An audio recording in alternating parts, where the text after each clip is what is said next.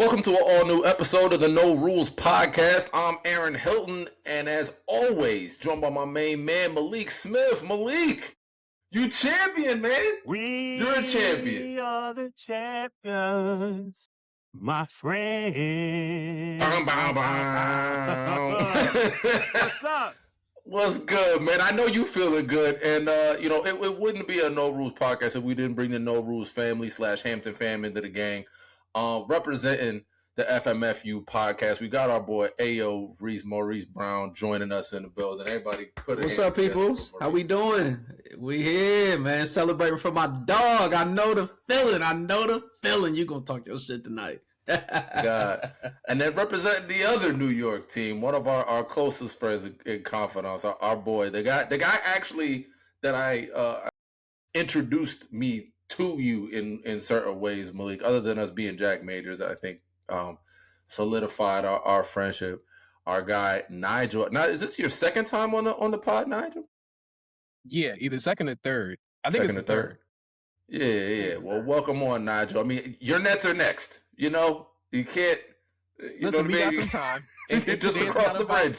It's getting spicy across the bridge in Manhattan, Nigel. So I hope you guys get your opportunity. I saw a reporter say that this championship sets the Nets back like 50 years, and I'm just like, I mean, does it really? Like, yeah, I don't think it does, man. I don't think it does. You guys are on two different timelines. You know what I'm saying? You're just looking to build. Yeah. You're looking to figure out who you're going to build around. But either way, it's nice to have you on. You know what I mean? It's very nice to have both of you on. We really appreciate y'all joining us late night, right after the game. Knicks win this series like gentlemen. You know what I mean? You were gentlemen about it. 4-1, the gentleman's sweep. Honestly, I wish we had a Spurs fan friend like in the group so we could kind of like do a wellness check, because I mean it just seems like every single game the Spurs were up double digits and found a different way to trick it off. This time doing it at home, nothing quite stings like having the other team wheel out the championship trophy and do all their celebrating on your home arena after you blew an 18-point lead. So Malik, what was the roller coaster of emotions like for you being on the other side of these comebacks? First of all, let me just say, man, broadly speaking, I never thought, not that I never thought, but I really was not sure when the Knicks would ever win the championship. When we signed JB, in that first year, I'm like, man, this guy's really good. I didn't think we'd win the championship, but I'm like, this guy's probably one of the best players we've ever had. I always put my trust in him. He's been such a great player. I'm so happy that he got Finals MVP because he deserved it, even after everything that happened in this series. This series, for it to be a 5-game series, this series was absolutely unbelievable. I feel like this is one of the best 5-game series of all time because every game was a fucking roller coaster. Excuse my language. I'm sorry, Mama, but I got to. I got to go. I think when your team wins the first championship in like 53 years, you're allowed to curse as much as you want. Just a little bit. But man, every game was, to be honest, this game was the least stressful because after game 4, I think genuinely like my body was just not able to process the amount of stress that a basketball game could put on a single person any more than that. Like, I feel like that was just like, it was like going to jail and then you come out of jail. It's just like, yo, you just like jacked. And like anytime there's like stress around and like somebody's about to get into a fight, you're the calmest dude in the room because you're just like, nah, I've been through worse than this. And like game 4 was insane. This game, I really felt like for the entire time, I'm sitting on the couch, blanket on, I'm chilling. I'm like this. Shannon was actually more nervous. She was like, I'm going to turn around and not watch the game because every time I don't watch the game, something good happens. I was like, I honestly, she said it and it kind of went in one ear and out the other. And I was just like, please stop talking. One time for Shan for doing the thing. You know what I'm saying? Listen, that's what you need. You need. That's very, very important. Major key. She didn't look in judgment as you scream at the television, none of that stuff. She was like, you know what? I need to join in the ritual here. What is it that I'm doing to help the team win? She didn't make it about her. Very, very proud of you, Shan. She sacrificed for the team. She sacrificed for the team. I appreciate it. But man, to be honest, game 5 was like really the reason why I love this game so much is because this was a rock fight of a game, right? It was 90 104-90 was the final score. And all these games have been like relatively low scoring, but this was one of those where it was like you could tell both of these teams really did not have that much left, and it was crawling to the finish line. And the Knicks made every single play that you need to make to win a game. Offensive rebounds, they missed a couple free throws, but they made enough just to get through. Right, like they played great defense down the stretch. And Jalen Brunson, man, like. Let's just do it right now. Jalen Brunson, 45 points in a closeout game, the first player to do that since Jordan in 98. And I didn't even see that stat, but I said to somebody on the phone, I said, dude, Brunson played tonight like Jordan in 98. Like that was Jordan 98 level. Every play that he needed to make, he made it. And not just, he wasn't just picking on like some of the worst players. I think the signature moments for him where he could really like just sign, seal, and deliver his place in history, and not just Knicks lore, but just NBA history. That drive to the basket where he had Wemby in the Hezi Olympics, like that was, the Hezi maze, that shit was crazy. The pace that he played with, I texted in one of my other group chats, like the pace was just immaculate for the entire game, but especially down the stretch, especially in closing time. And I think that's one of the things that even myself, like that I really didn't appreciate as much about Brunson, not getting to watch him for a full 82, is the way that he orchestrates a game through pace. Because there are other players more talented, sure, but like, what does talent mean if you don't use it? If you're not going to use it, like J.R. Smith, I think is an extremely talented player and an NBA champion in his own right. But like Jalen Brunson is able to maximize everything that he is on a basketball court, and to do that as a barely 6 foot basketball player. I mean, I think he's listed at 6'2". There's no fucking way he's 6'2", but like as 6 foot basketball player with not a whole lot of lift and just over a 7'5" fucking alien. Yeah, it was incredible to watch. I want to hear from you guys, man, because I know what I think. I know it, and I've been saying this. People have been asking me for the past week. Obviously, me and Aaron, we've been on. I did the solo. Like, yes, I'm biased. I'm very much biased anytime I'm saying anything about this team, and I'm trying to push past the bias and like inject as much objectivity as possible. Even though I did call this that I thought the Knicks would be in the finals before the season started, but I'm curious what it looks like from the outside, because I already know how I feel. So, I mean, please, you guys, let me know. Is this shit as crazy as I feel like it is? Well, yeah. I mean, I didn't have a dog in the fight. I mean, y'all dog walked my team in the Eastern Conference Finals. So, I mean, at that point, it just was what it was. But I say, as somebody who kind of went through the same shit 10 years ago, it just feels surreal, and you're going to go crazy for probably the next 3 months. You're probably not going to sleep tonight, and you'll probably watch these highlights on whatever preferred place, and you'll probably watch this closing game on YouTube for probably at least until August or September. You're gonna relish it until ring night. So I just want to say that I feel it from there. But even without having a dog in the fight, when you talk to other people who aren't necessarily rooting for New York, a lot of them, they were pissed off about a lot of the opportunities they felt that the Spurs blew, which I can understand that, because, I mean, you blew a 29-point lead. That's kind of crazy. And then you're throwing it off of Castle's back. You're kind of like, damn, it could have swung the other way. And if you don't make those few mistakes or whatever, then what really could have happened? But even if it ended up being where they got one of those games and it was 2-2, I personally just wanted more basketball. But once you started to realize all the mistakes that were piling up, and that this team was just too young, and that even though they might have had the talent, or maybe if you want to say they won, I don't know, all the analytics, won more quarters, whatever comes out of it, you could tell that. I think I had posted a status on X or Twitter or something where I was like, even down, Knicks just look more poised. They just look more poised and just more able to get a bucket down the stretch. So when they were down tonight, I mean, when you're up 3-1, at the end of the day, there's only been one team that's been able to do that. We know who that team was. I wasn't expecting the Spurs to be able to do that shit, like, honestly. And, I mean, even if they pushed it, then cool. You win in the Garden. the city's going to go crazy. You win it in 6, whatever. We get another game, whatever. So the pressure, I feel like you're going to have the nerves, but it's not going to be as crazy because you're not tied up or you're not down. But when the Knicks only made like 2 baskets and they were only down by like 12 points, I'm like, they only made 2 baskets and they're down by 12. I'm like, you know Brunson's about to heat the fuck up going into the 4th. So it's like, I already saw it. I was like, this shit is a wrap. I mean, in the day, even if Spurs pulled it off, they've been up at the end of every first quarter and found a way to blow it, or either the Knicks found a way to will their way and come back. So it's no surprise to me. It just seemed pretty inevitable.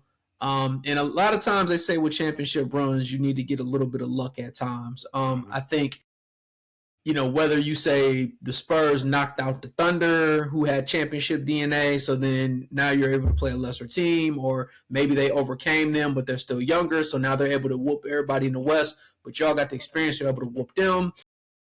Sixers getting Boston out there, whatever happens, it doesn't really matter. At the end of the day, the players who were there showed up when they needed to show up. Yeah. Brunson did what he was supposed to do. I seen somebody talking about still not top 10. I said, who gives a fuck? The nigga just scored fucking 45 and won a chip. Hey, I'm just like, you fucking idiot. Like, and I'm not even a Knicks fan. It's not the time for that. Yeah, but I'm reading this. I read the stats and said, who fucking cared? He's still not top 10. Nigga, shut the fuck up, nigga. The nigga just dropped 45. I don't care if he's not top 75.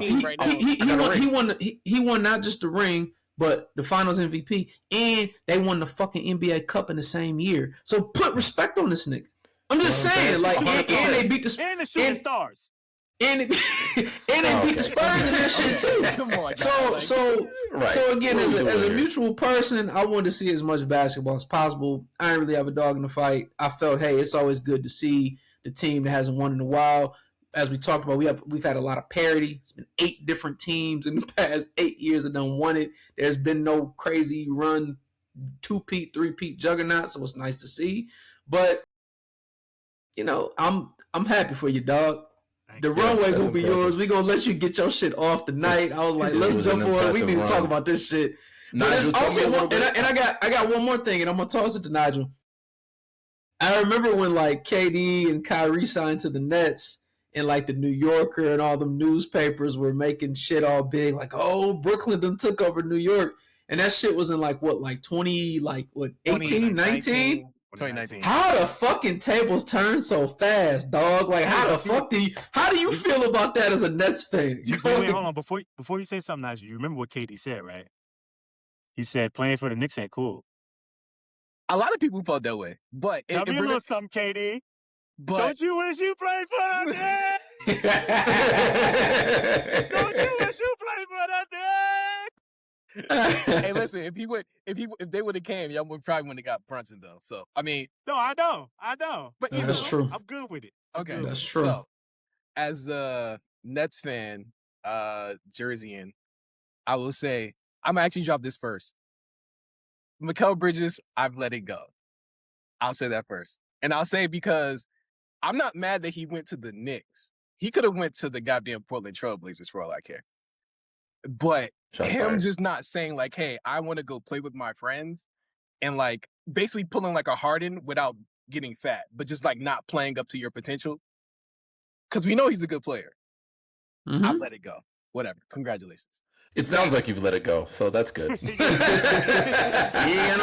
ain't got no choice at this point, dog. I mean, no, I didn't go before this, but I've never said it. But there's always been a thing like, yo, like you, like it's like if you want to go play with your friends, like I'm not mad at you. Like he wanted to do hood rat things with his friends in New York, yo. Mm-hmm. Yeah, like and they're not cars. Like they're at the time, DiVincenzo was there. It was 4 of them. Oh yeah, right. You know what I'm saying? At the time, DDV was there. They had everybody but fucking Jay Wright coaching the team.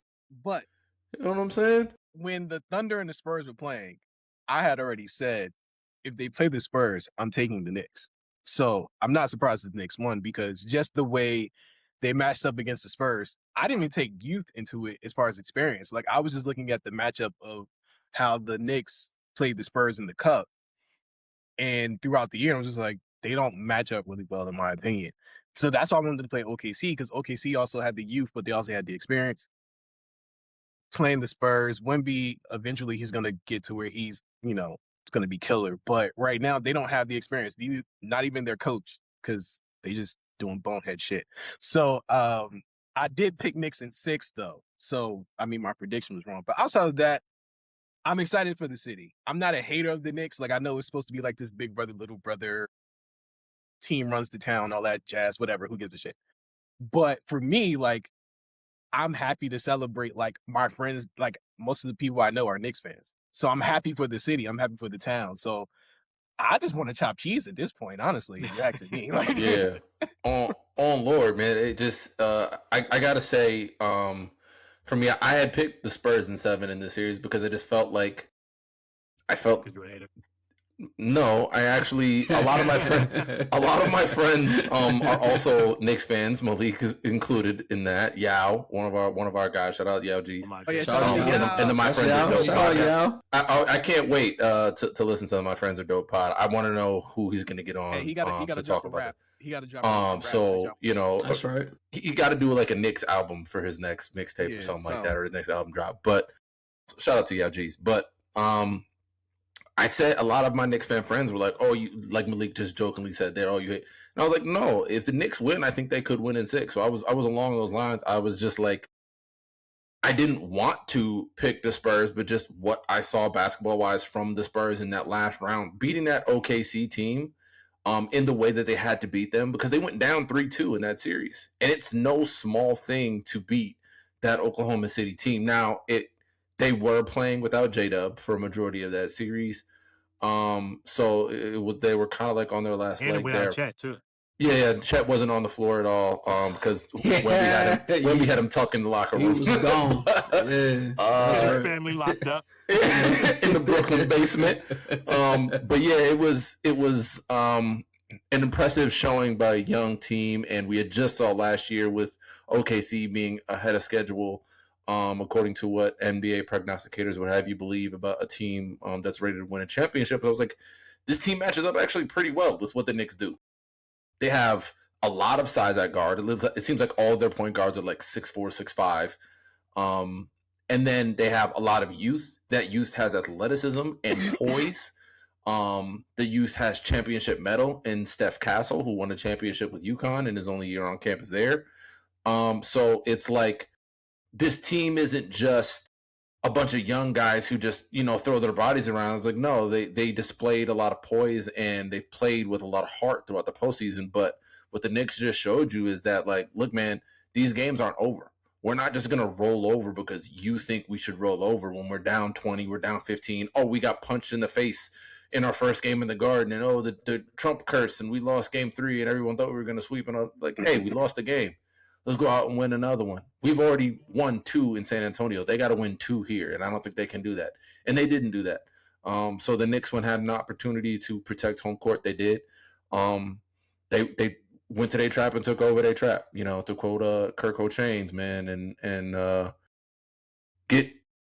getting beat after being up double digits the last 4 games is nasty work.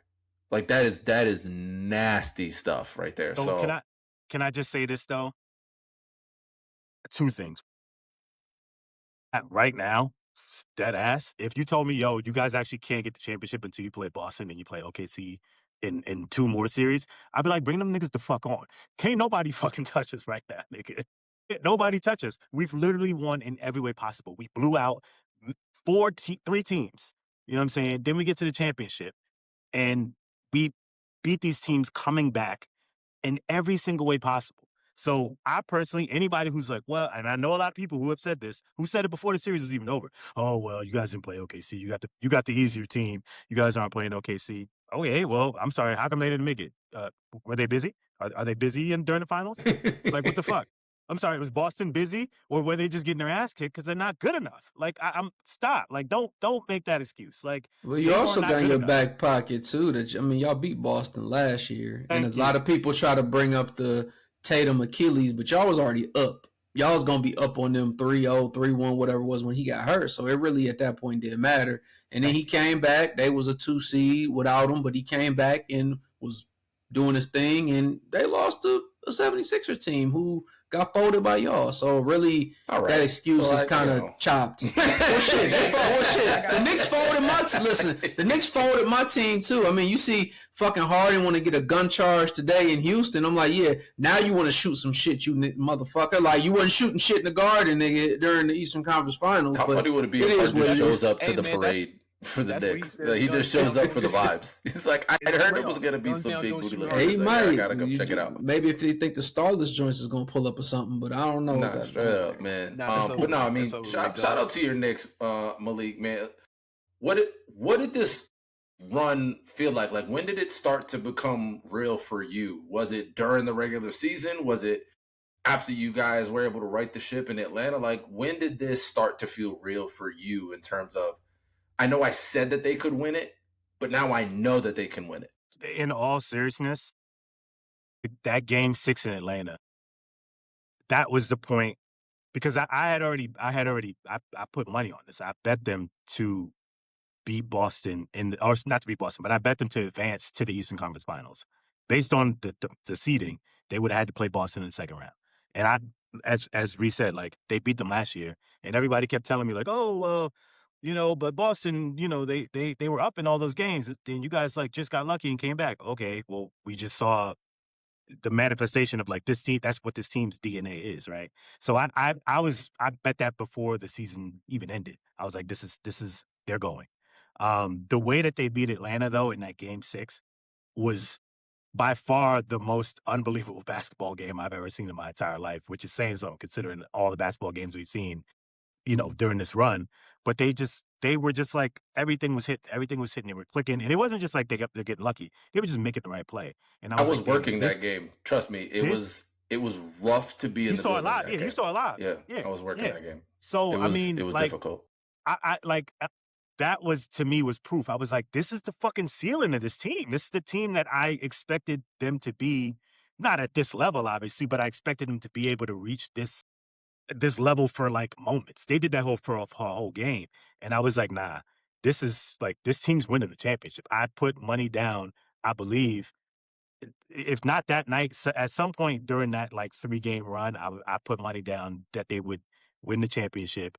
I put money down that they would like make the final. Like I was putting bets in, because I'm like, I could see something. Now, if you said to me that night, even after they won by 60 points, 50 points, or whatever it was, that they were going to sweep the next 2 rounds, I'd be like, get the fuck out of here. There's absolutely no way they're doing that. Like I definitely thought that they would play well, but I didn't think they would sweep in the next 2 rounds to go to the finals. Like, that was insane. But damn near swept the finals. Like, y'all. I mean, yeah, honestly, they really did. Yeah, but for real, I think the game that for real like let me know like, okay, something different is happening here. Reese, I'm sorry to say it. It was game 1 of the Eastern Conference Finals. Like, and this is when me and you, Aaron, had this conversation about JB. I'm like, you can't tell me this guy's not the best player in the conference. And I was being polite about the conference. Granted, Wemby, all respect to Wemby, and I mean this. Like, everybody's like, oh, he's dirty, he's a villain, he's all that. Like, no. I personally do not believe he's a dirty player. I don't think I think he's a fucking winner, and he's a fucking, like, he's like that. He needs to coordinate some of that. And the referees need to stop bailing him out. I don't know if the refs, the league, whatever. They need to figure that out, because a lot of that was kind of, like, you can hear it on the broadcast tonight. They were like, I'm not understanding how some of these are fouls and some of these are not fouls. Like, some of the calls are just ridiculous. But I was like, whatever. Like, they played through it, all that. But I think Wemby is an awesome player. I truly believe he's the best player in the NBA, just based off of talent, like most talented. We won't say best. I'll say most talented. You're just not touching him from a talent standpoint, and he's not even all the way there yet. But the fact that he couldn't do what he wanted to do against us, because guys who, get a bad rap like Cat were like, I'm just going to lock you up on defense. And like, you can't get to that like pull-up jumper from mid-range that you want to get to. Then he passed out of that like a lot in this series, because he was just like, oh, he's still right there. There were just little moments like that. Like I said, game 1, the Eastern Conference Finals, they come back. Brunson, he does unbelievable stuff, and he just kind of proved like, yo, like, this whole small guard thing was always ridiculous, because there's been small guards who won championships, but like, the idea that he couldn't do it. And I never loved him playing like Brunson ball or whatever they want to call it. But the shit fucking works. The shit fucking works. You know what I'm saying? Like, if nobody else is gonna shoot it, this is AI that said that. He's like, hey, man, y'all pass me the ball with 5 seconds left. What you expect me to do with it? Right. So it's like if okay, I pass the ball and it works its way around and then it comes back to me with 3 seconds left on the shot clock, why did I pass the ball in the first place? Yeah. You know what I'm saying? So I understand that. Reese, for you, because like we briefly mentioned, you went through this similar thing a decade ago. You go down 3-1, Draymond kicks LeBron in the nuts, he's suspended for game 5, and you go on that miracle run, still the only time that's happened in NBA history. What was that feeling like for you, and how could you sort of liken that to a 50-year drought for the Knicks? Because in this situation, it's a little bit different because the Knicks had won a championship and they had reached, glory in the pinnacle, and they had been to the finals and all those things, but I mean, not since 99 or whatever it was, but like still they had these chances and they had reached the mountaintop. For your Cavaliers, it was their first, I believe, in franchise history. So what similarities do you kind of draw in that, and how do you feel like maybe some of the, maybe not Malik, we don't want to speak for Malik because he's here on the pod, but for some of these other people that are experiencing this championship and this euphoria for the Knicks, how do you think that they're what kind of emotional roller coaster you think they're going through right now? Yeah, and I think it's kind of twofold, because you got to think like, so let's take New York and then Cleveland, right? Of course, bigger markets, different cities, but New York has had some type of championship parade that you probably can remember in your lifetime, even if it's not the Knicks. So whether it's the early 90s Yankees, the Yankees winning the latest, I think, what was it, in 2009, the Giants knocking off Brady and them a couple times. Like, so you've had something to celebrate. Cleveland had shit to celebrate since 64 when the Browns won like that year. That was like they only like chip. So a lot of people at that time had never seen anybody win anything unless you were born in like 1950 or 55, where you could like remember that shit. So we get to the finals in 2007. We play the Spurs. It's still, you can say, in your prime team Spurs. We don't get it done. Bron leaves. All the things happen. He comes back. 15 happens. Injuries, bug happens. We go 6 with Golden State. Okay, bet. I think we get them if we don't get hurt. We come back in 16. What kind of bothered me in 16 at first, and why this was such an emotional roller coaster, because you're like, okay, if Bron goes 6 games with these niggas with Dellavedova as a second player, if we got Kyrie and Love, we should have a chance. But Golden State was getting fucking better. They went from like 65 wins to 79. So you're like, or 73 and 9. I mean, so you're like 73 and 9. So you're like, what the fuck? Like, seriously? So then you get, like, in the first 2 games, you get fucking smacked. Game 3 comes, you smack them by 30. So you're like, okay, bet. So because people used to ask me, like, do you think they can do it? I'm like, it's not that if I think they can do it, it's like, just will they do it? Like, I think there's a shot, but are they going to lock in to get it done? So then you get in that game 4. It's a nip and tuck, back and forth. You're down 3-1. And you kind of feel like, and I'd say this as like people who were kind of, that I know that were kind of rooting against the Knicks, where they're like, man, the Spurs done tricked off like 2 or 3 games. It's a little different when you just get beat than when you feel like you had a shot and you kind of gave the game away. So in 2016, I felt like we gave away game 4 a little bit. And then that was the game, of course, Draymond did the groin thing or whatever. So you're like, we gave that game away. It's like we gave that game away and we could have been tied 2-2. So you're like, all right, fuck it. We go into game 5. I had like this ritual where I was sitting in the same spot on this couch every game. I sat there. I didn't get up. I didn't get down. I just sat there. Watched the game. They went off. So I'm like, okay, whatever. I mean, it's never been done. Let's see. Game 6 of 2016, probably my favorite game ever, outside of the game 7, of course, where you win it. But 2016, they were balling. They were clowning, throwing alley. You don't see people throwing alley-oops in the playoffs and shit. JR throwing no-look alley-oops, crazy shit. But you're still not too high, because it's kind of like the Kobe meme where he's like, job's not done. It's like, yeah, we can win this game, but it don't mean shit. So I'm still like, I'm just going to be level set. So I was talking to everybody at the house, and they're just like, well, how's the game going? I was like, I don't know, man. I'm like, we got a game 7 on, but I don't know what it's going to do. Father's Day happens. This is when game 7 was my first Father's Day ever. I'm sitting in the same spot. I'm trying to be calm the whole time. I had no emotion during Game 7. I just was sitting there like a fucking corpse, just watching. And then once Kyrie hit that goddamn shot, I'm just like, I felt like my soul left my body. There's no way you were sitting when Kyrie hit that three, bro. No, and I'm just like, okay, we are four. But here's what a block. I still was like a corpse with the block because it was tied, and it was like anything could happen. So this motherfucker hits the shot, and I'm just like here, like, okay, my soul left my body. So then they get the stop. Kevin Love gets the stop. So then they start going fast. So when Kyrie goes fast, and I remember Van Gundy was on a call and was like, what was Kyrie doing? This was like because I think they had a foul to give or something. And it was just like, why was he going fast? And I'm thinking, is Kyrie about to get this out of bounds and fuck this up? And I'm about to be yelling at this nigga, but they got it and then got the ball back. So then, same thing. They had to go say a foul to give. So then Van Gundy said, "It's like you don't want to go early." And I'm like, "Why is Kyrie going so fast? Let's slow the fuck down." Like this is when I started to come back alive. Throws it to Brown. Brown tries to get the dunk. Draymond fouls on me. Missed the first free throw. I'm like, "Nigga, make one." He makes one. I'm like, "Okay, we up 4." But you just never know. What if a dumb nigga fouls Steph on a fucking 3? Like you just don't know until you know.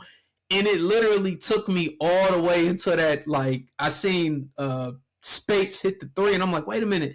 Even if you make it, it's over, and them niggas start running, went crazy, and I fucking lost it, bro. And you know I'm ignorant as hell, so I'm on fucking snap. Fuck you, nigga. Fuck y'all, nigga. Because I had a lot of people in my hometown and back around the way, you know. And this is, I even put this just on IG, and I was just like, shout out to all the Knicks fans, like the real ones. I know a lot of people from New York who was fucking Golden State fans at the time, and I'm like, y'all dick riding these bitch ass niggas, like, and y'all coming at me, so I'm feeling like I like don't like y'all now, but now y'all putting up the orange and blue hearts, so I'm like, no, shout out to the day ones, because y'all done been through the trenches, and a lot of people don't understand that. But yeah, you go through these crazy emotions because it's just a lot of what ifs, and then it finally happens, and you're just like, this is unbelievable. Like, I've never felt anything like this, like, ever in my life. And some people in some places are probably just so used to it that it's just, they're spoiled of it. But when it's something that's so historic that, like, we weren't born when the Knicks won. We weren't born when the Cavaliers, the Cavaliers never won. So, like, it's that much more historic of a feat. And then if you take it to the magnitude of New York being what New York is, that amplifies it, 10 times as much. So it's a thing of emotions I don't know how to describe. And I get emotional still watching that shit to this day. but you know what? You made a really good point. Yes, we were not born when that Cavs hadn't won a championship, right? So, like, obviously you weren't born when the last time they won. I wasn't born in 73. The Cavs and the Knicks have a similar kind of thing because the furthest they could get was you get to play Jordan and lose to him. Like that was like literally all of the iconic moments from the Cavs playoffs runs and the Knicks playoff runs. It was a push off, by the way. Man, it was definitely a push Jordan off. For sure. Like that's literally like literally the Knicks would be like, man, we took Jordan to 7 in 92. Like we were so tough, but he just got us in, and the block in 93 and in 94 we finally get over the hump, but we needed to go to 7 to do that, and Jordan wasn't even there for that, and like, we could have beat them if Miami, we didn't get into the fight. Like literally it was just a lot of what ifs, right? Like our entire this is my childhood, right? Like the whole 90s, I'm the team that I actually remember these dudes, and I had the poster on my wall. It's all what ifs. And then you have 20 years of absolute ineptitude, where really the only little sliver of hope was we had Amari, we had Melo, we had Jeremy Lin, just a random assortment of dudes. Knicks. The Knicks tape Knicks. You had a random assortment of dudes. We had JR in that squad. We had Tyson Chandler in that squad. Like a lot of good dudes, but like Jason Kidd was one of our best players on that 2013 team, and the man was damn near 40 years old. Tyson Chandler. You know what I'm saying? Like, I think he went straight to coaching after that. Like, that's how old he was. Did. So, he like, did go straight to it's crazy. And then, wow, to think about it. That's actually kind of crazy. Yeah. Yeah. Retired on the next year. He's the head coach. That's crazy. Shit. Shout out to Nets. Then you have the Porzingis thing. And I say that I give Nigel some credit too, because Nigel was of age when this happened. The Nets used to kick our ass, bro. I remember like 2004, the Knicks were in the playoffs. We got swept by the Nets. We got absolutely freaking swept by the Nets. And I remember just being like just devastated. I was devastated because I'm like, we got Marbury, and Jason Kidd team was and Kenyon Martin though. Oh, they was wiping our fucking wiping the floor with our asses. We got like swept. They had a squad, man. They had a bomb squad. Because they made it 2 finals, didn't they? Yeah, they ran up into the Spurs. It was 2 finals and ran into the Spurs and the Lakers. Yeah, so that was just a good team. Tough. It's not great. But like it just it's to come from being so bad. Like that 2019, we talked about Kyrie and KD going to the Nets. And everybody thought like they were gonna go to the Knicks and like all of this. And I remember saying like I actually don't want those guys on my team. Like, and I remember we were having arguments about this Nigel in the chat, and y'all were like, "Malik, you're stupid. I can't believe you say you know what you just rather be ass. You rather the team be ass." I'm like, no, I would like for my team. I would like for my team to actually build something. And the thing about this team that makes me so happy is that we didn't draft all these guys. The only 2 players on this team that we drafted, Miles McBride, shout out to Deuce. He was terrible in this series, but we won a championship. My God, he was missing everything. But it don't matter because you won. Bruh. It don't matter. Robinson, dumbass Mitchell Robinson, who broke his hand before the finals, okay? And he got the biggest rebound of the series. He got the biggest rebound in the series. Those and he made his free throws when he mattered. Everybody else voted for Trump. Shout out to MAGA Mitch. He just like country music and trucks. Okay. Yeah, okay. He loves Donald Trump. This feels as good as it feels. And Reese, I'm sure you probably felt the same way about the 2016 series, because we actually built this team. You know what I'm saying? Like this wasn't just like, oh, we're just gonna assort a bunch of people, 1 year and put it all together. Like we actually grew with these guys. Jalen in 22, OG in 23, Pat in 24, Bridges in 24. Josh was there since 22, since JB got there, man. And it's just like, just putting the pieces together. Yeah. And Brunson found out in like the airport that they traded for Josh Hart. No, that was the night that they retired his jersey at Villanova when he. He was at Villanova. Okay, yeah. I just remember like seeing it. Looked like he was in like an airport terminal, and like a fan showed him. Y'all just traded for Josh Hart. That was his boy that he does the podcast with. But like, I'm so happy that this like, I think that the most overlooked thing, because people talk about like, oh, like this the team was so terrible and like now you're so good, bro. Last year, Game 1 Eastern Conference Finals was by far. Honestly, I did not watch the finals last year because I was still so devastated that Tyrese Halliburton was kicking our ass and doing the choke sign and running around the garden, wiping his ass with us, with our jersey. He was he dropped his nuts on center court in MSG, bro. Like, I couldn't say nothing. Really I just had to take. He blazed the trail through the East last year, man. He had a few of them joints where he just. It was tough. It was tough, but to go from like to me, the thing that makes this team so awesome is like for a lot of teams, that would have broke them. Like that would have been like, yo, like they just never recovered.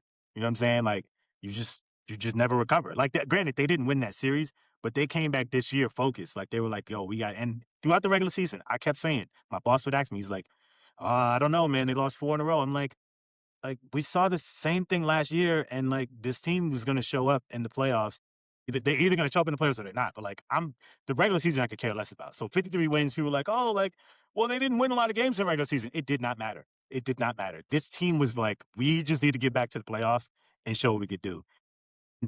They finished with like the best point differential of any playoff team in history. So people can say like, yo, this is not a great team. They just had a great run. Hey, man, you say whatever you want.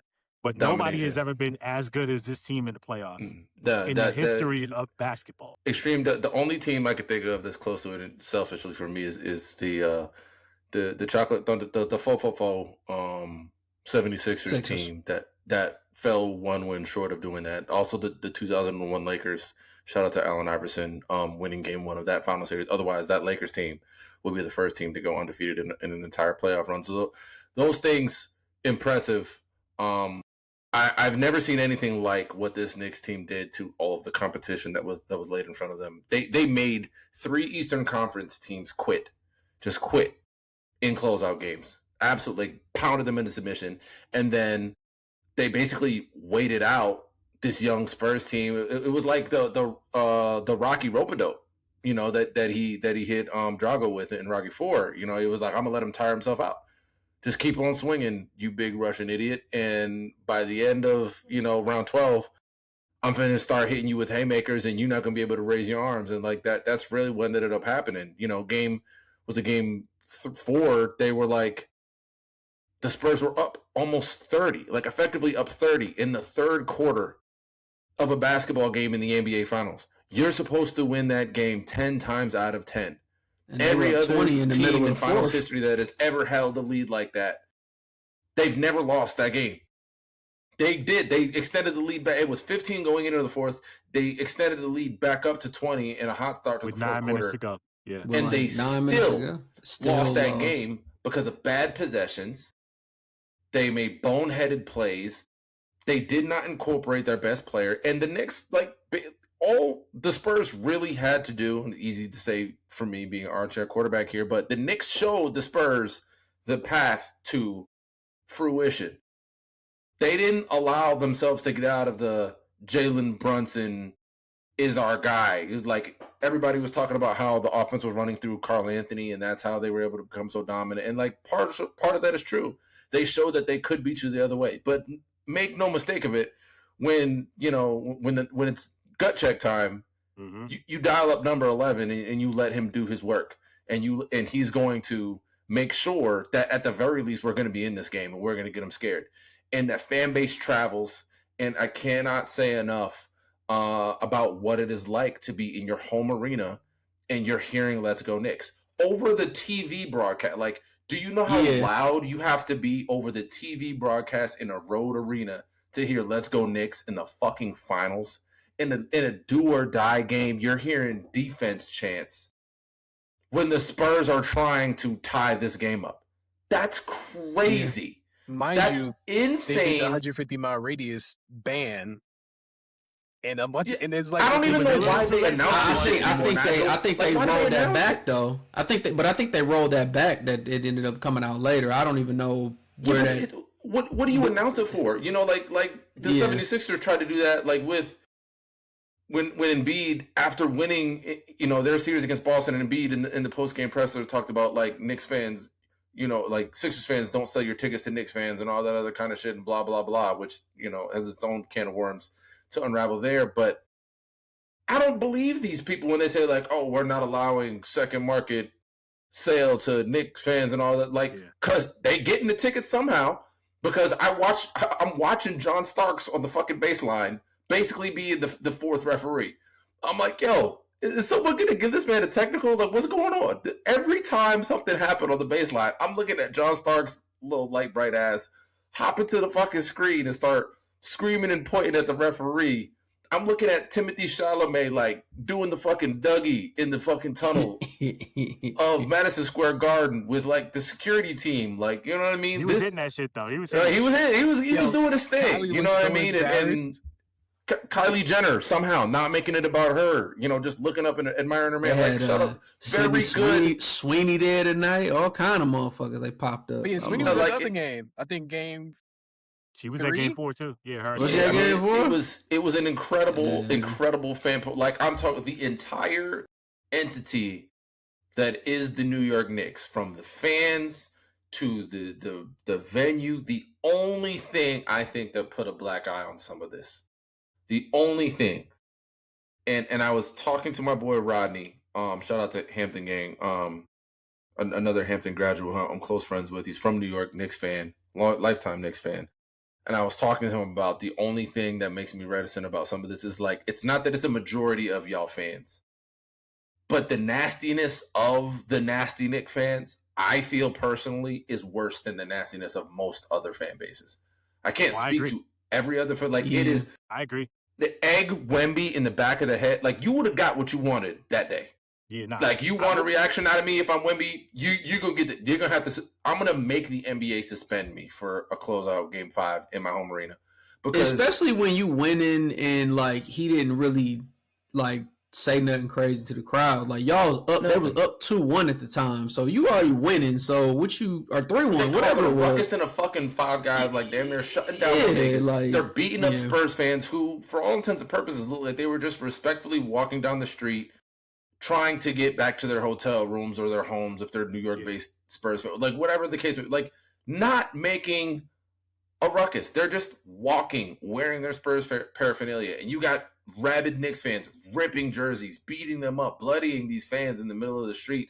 And I just think it's an ugly thing and a black mark to be placed on such a beautiful, beautiful playoff run and symbiosis of a team and a fan base and a leader. And God damn it, shout out to Mike Brown, man. Like that. Yeah, shout out Mike Brown. He fucking deserves this shit. Hey, I'm not going to use this opportunity to like disparage Tibbs. He's a great coach in his own right. I don't want to go negative Tibbs here, Malik. But like, shout out Mike Brown. We got to big up the black coaches, man.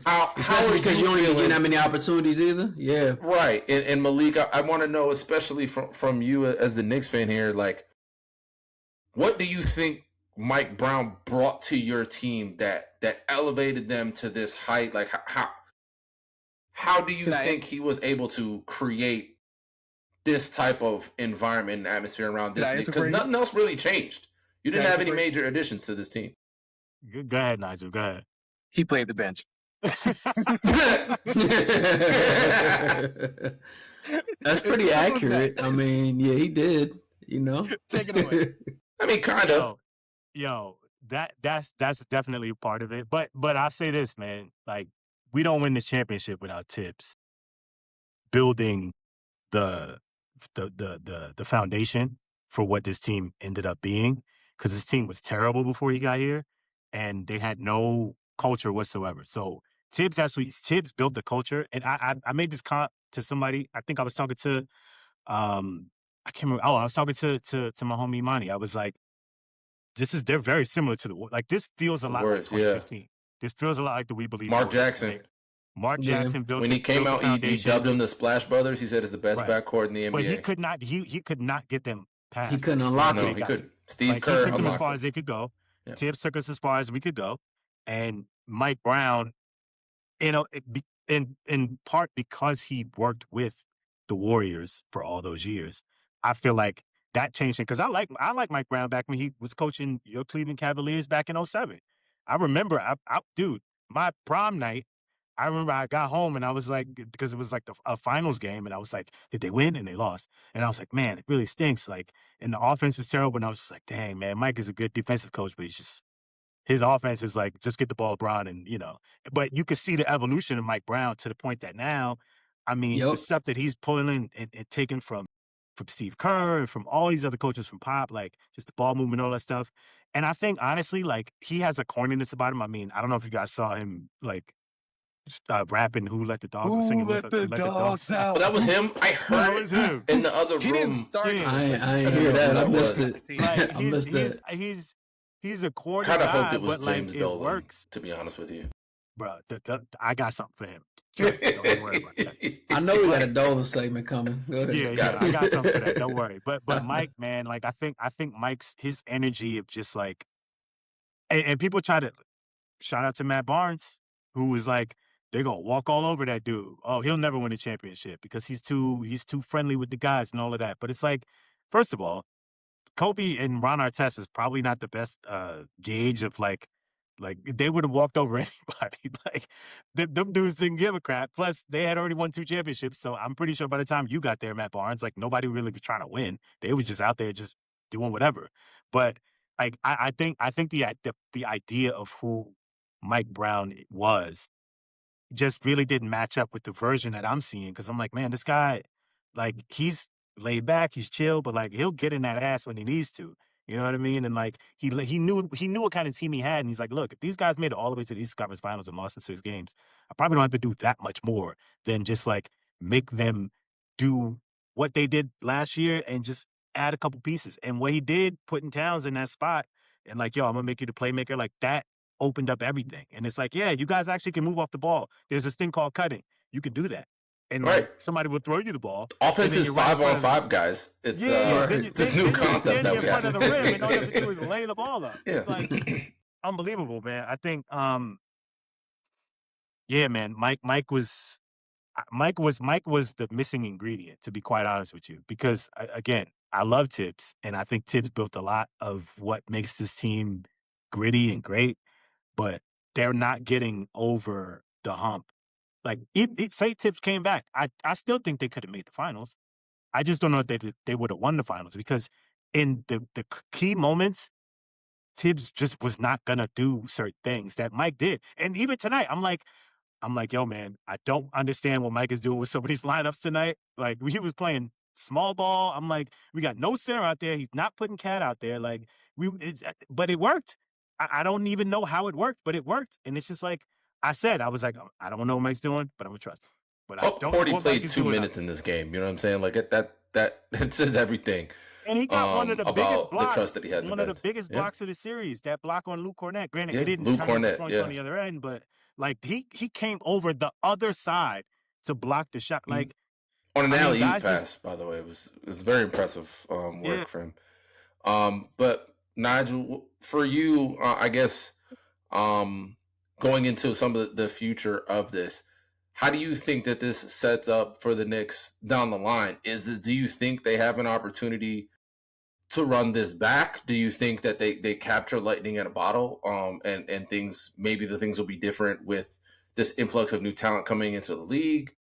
Kyrie coming back to Dallas. You got a full season of Jason Tatum. Whatever's going to happen with Jalen Brown, that might change around that Celtics team. You got Hallie coming back. All these different things coming into play.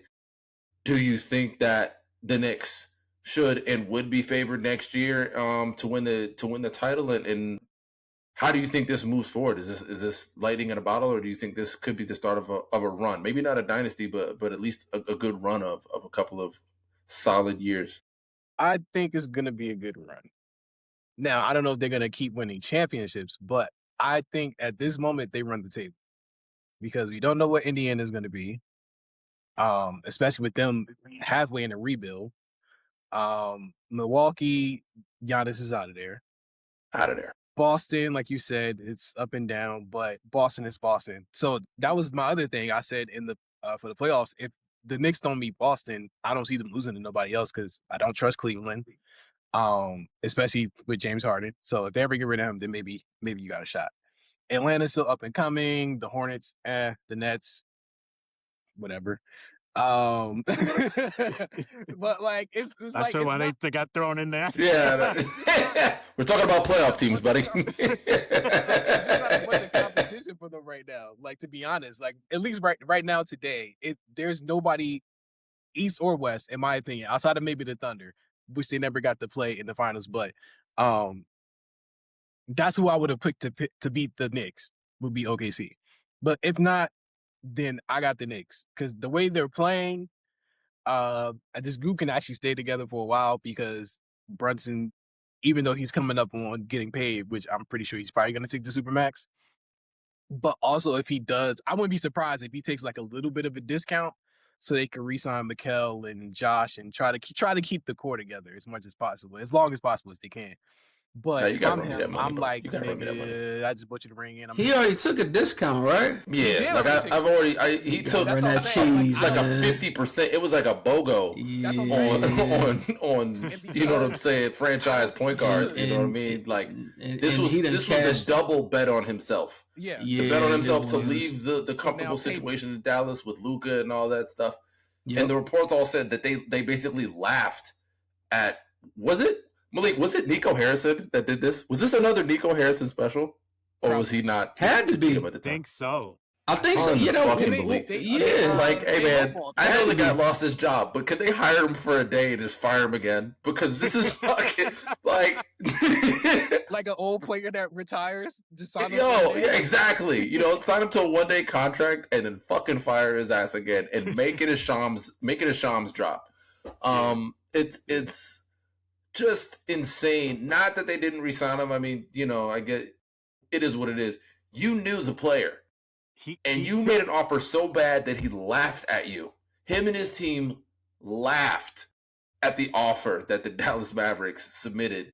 And by the time the New York Knicks submitted their offer, he didn't even want to hear from the Mavericks again. He was like, I'm going to go with this team that at least trusts me. Hey, and when it was time for him to sign a max, he was like, yo, I'm going to take a discount because I want my boys here. I can't win without my boys. He got his boys here. Unfortunately, DiVincenzo wasn't able to see it through to the end. They had to sacrifice him to get Karl Anthony. You have to give something to get something in this world. Yeah. But it is honestly just Nico Harrison yet again, a chorus of tomatoes to that man. Like, just fucking unbelievable. Hey, listen. Well, man, I mean, look. We had Billy a situation, King, so. a decision like that doesn't just happen. One guy, like Mark Cuban, has said publicly, like, yeah, and like he tried to like finesse, like, the situation or whatever. But like, you had the guy in your building. The guy was the second best player on a team that went to the Western Conference Finals. He had like a 40-piece against the Jazz when Luka had to sit out. And the only team that you guys got beat by was the team that won the championship. So, like, the idea that you weren't going to do whatever you needed to do to re-sign him, because, again, small guard, right? It's like, okay, we'll take him. You know what I'm saying? We absolutely will take him. And, I mean, the man will never pay for anything in the city of New York ever again. No. He will never pay for anything. Not a drink, not a meal, not a cab, if he was ever taking a cab. But if he had to, free cab. I mean, he's probably going to get a penthouse somewhere in the middle. They already got the murals up. Financial district. How soon until they erect the statue, and where do you think they'll put it? It's already there. Brother. It's already there. I mean, they renamed it. Remember last year, people made fun of us because they renamed the streets after the starting five. They can go ahead and put them street signs back up. I mean, this team is immortalized. Like, this team is the Knicks in the 70s, or after the teams won the championships in the 70s, when those guys retired, they retired all their jerseys. All of those players got their jerseys. The starting five got their jerseys retired. This team symbolizes a lot of what those teams kind of had, which is like, we play together as a team. Where no one's. I mean, obviously you have your top guy, your captain, but like, even he, as good as he was, he didn't do it on his own. Like, Bridges had a game tonight. OG, obviously, with the shout out to OG, man. I wanted to say that. God. This is the first game. Not even because of the tip in, but just the way he was hooping. I think it was game 3, and I was like, he ain't fucking missing. Like, I think it might have been game 3. He had like 27 points, something crazy. He hit that corner shot like completely guarded, all the way stuck in the corner. He hit that shot to cut it to like 3. Yeah. Or cut it to 2 and force them to have to like actually play another possession on the other end. And I think that's when Fox hit that shot over him. Was stoned. But like, one thing that stood out to me is, I like, as much as I know a lot of times people say like Brunson's very like ball dominant and like he take over games, and like we kind of used the AI comparison earlier. Not artificial intelligence, but we used that comparison earlier. And one thing I noticed, like, there was a lot of sharing the ball with this group. I noticed like 5-6 passes before it kind of did get back to him, or maybe it went to Bridges or OG for a 3 or something like that. So I think, to your point, like we talked about the 70s teams as immortalized, all these guys off. Whatever that starting five is, I got the streets. Yeah, they probably all will get their jerseys retired, because everything's is a bigger magnitude, because it's New York and it's been so long. And if they're continuing to be in the running, even maybe, how many ever championships, I don't know. Maybe they don't get them more, I don't know. But like, this is going to immortalize. They're already immortalized, but this is going to continue to keep them in that point. So I'd ask you, as a Knicks fan, where is Brunson on your Knicks list? Is he the best Knicks, at least for you? Because again, maybe we don't know some of the 70s teams weren't there yet, but is he like the greatest Knicks ever to you, Brunson? Or what? How do you feel about it personally? Great question. I am not old enough to have seen Clyde or Willis Reed or Dave DeBusschere or any of these guys who were going. I was wondering if you bring Clyde up. I was wondering if these guys are great. Like, all right.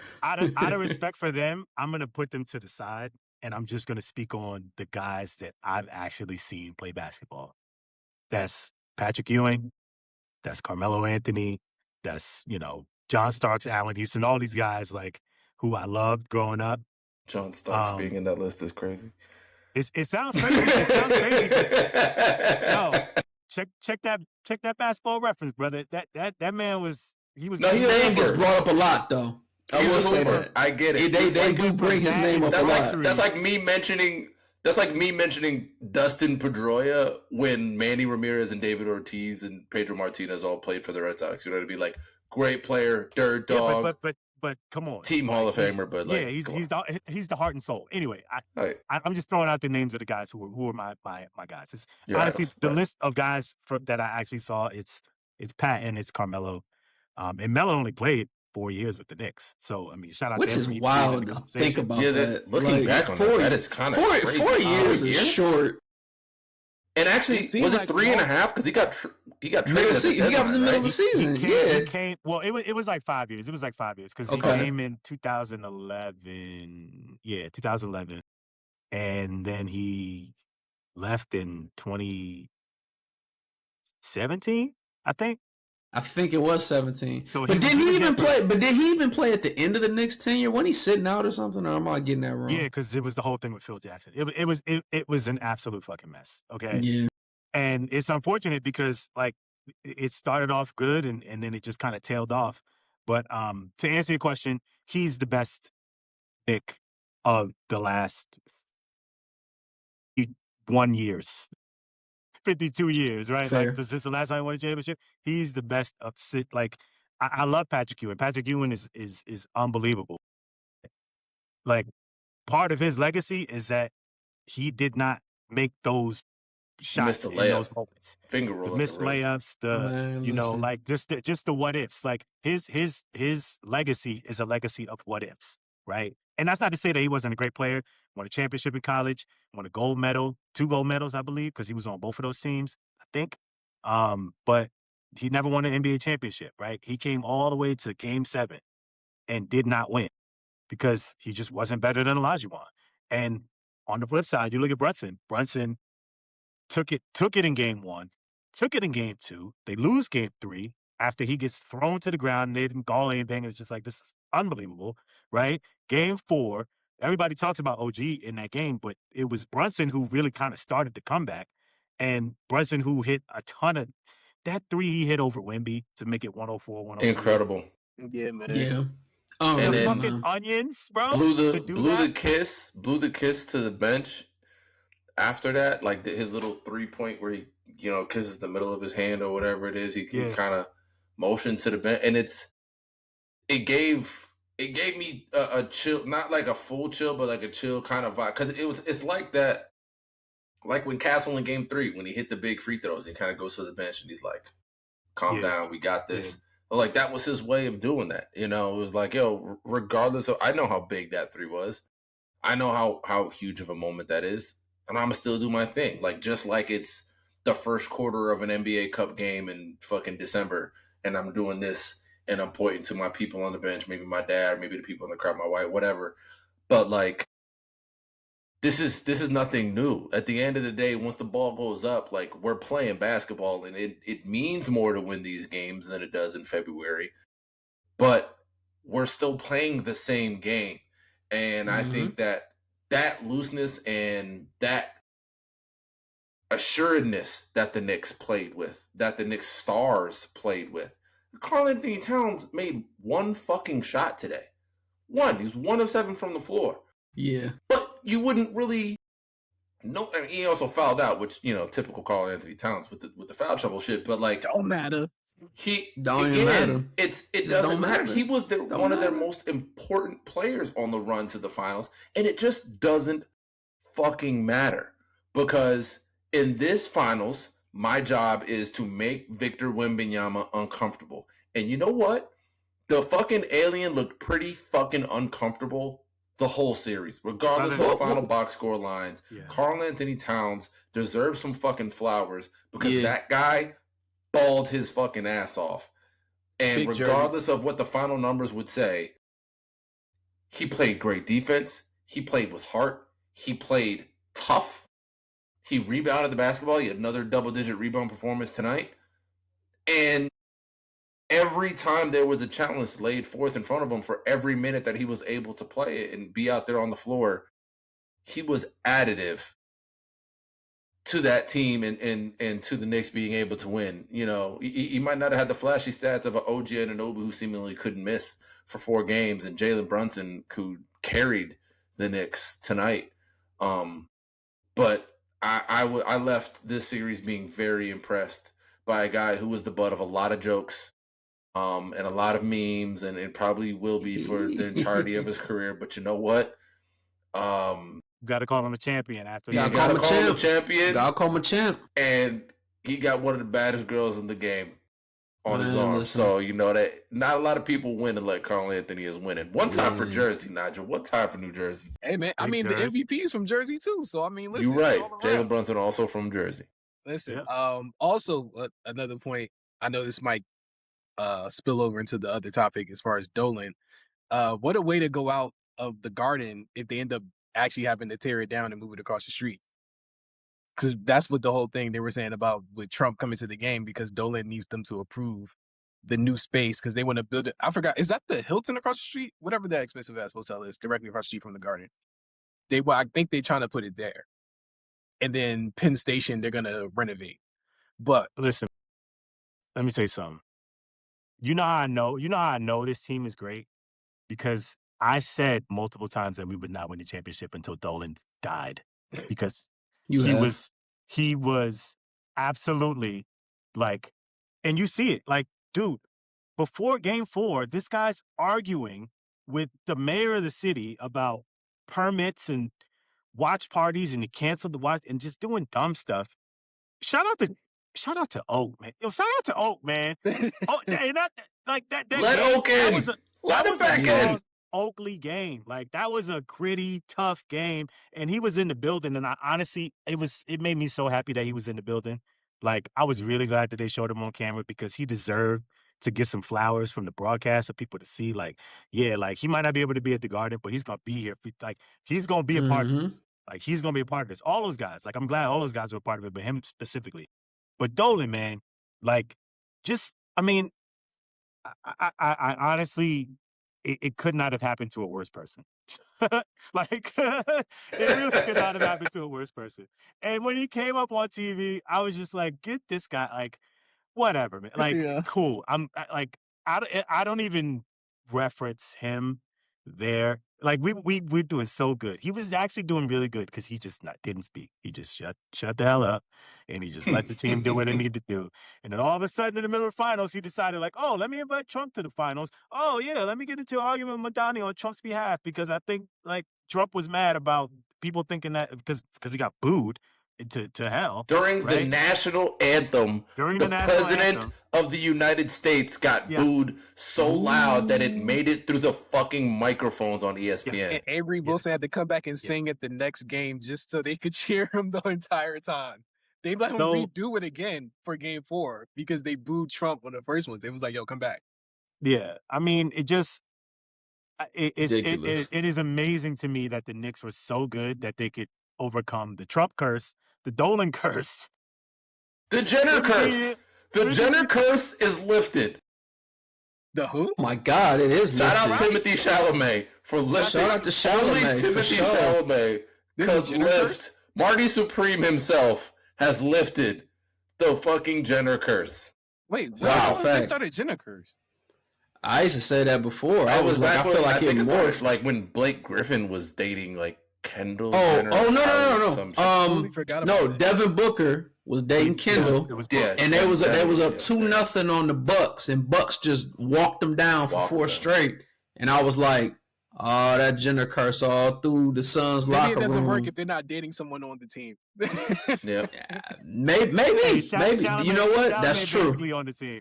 She was sitting courtside. It's close enough. It's about as close to dating a team member. I think Nigel did find a nugget there. I think you do. I think it does have to be the athlete, because I think that is what really tears it down. You know what we did overcome? Motherfucking Scott Foster. Okay. No extender. Everybody online was like, "Oh, this is going back to the Garden. The extender's there." Okay.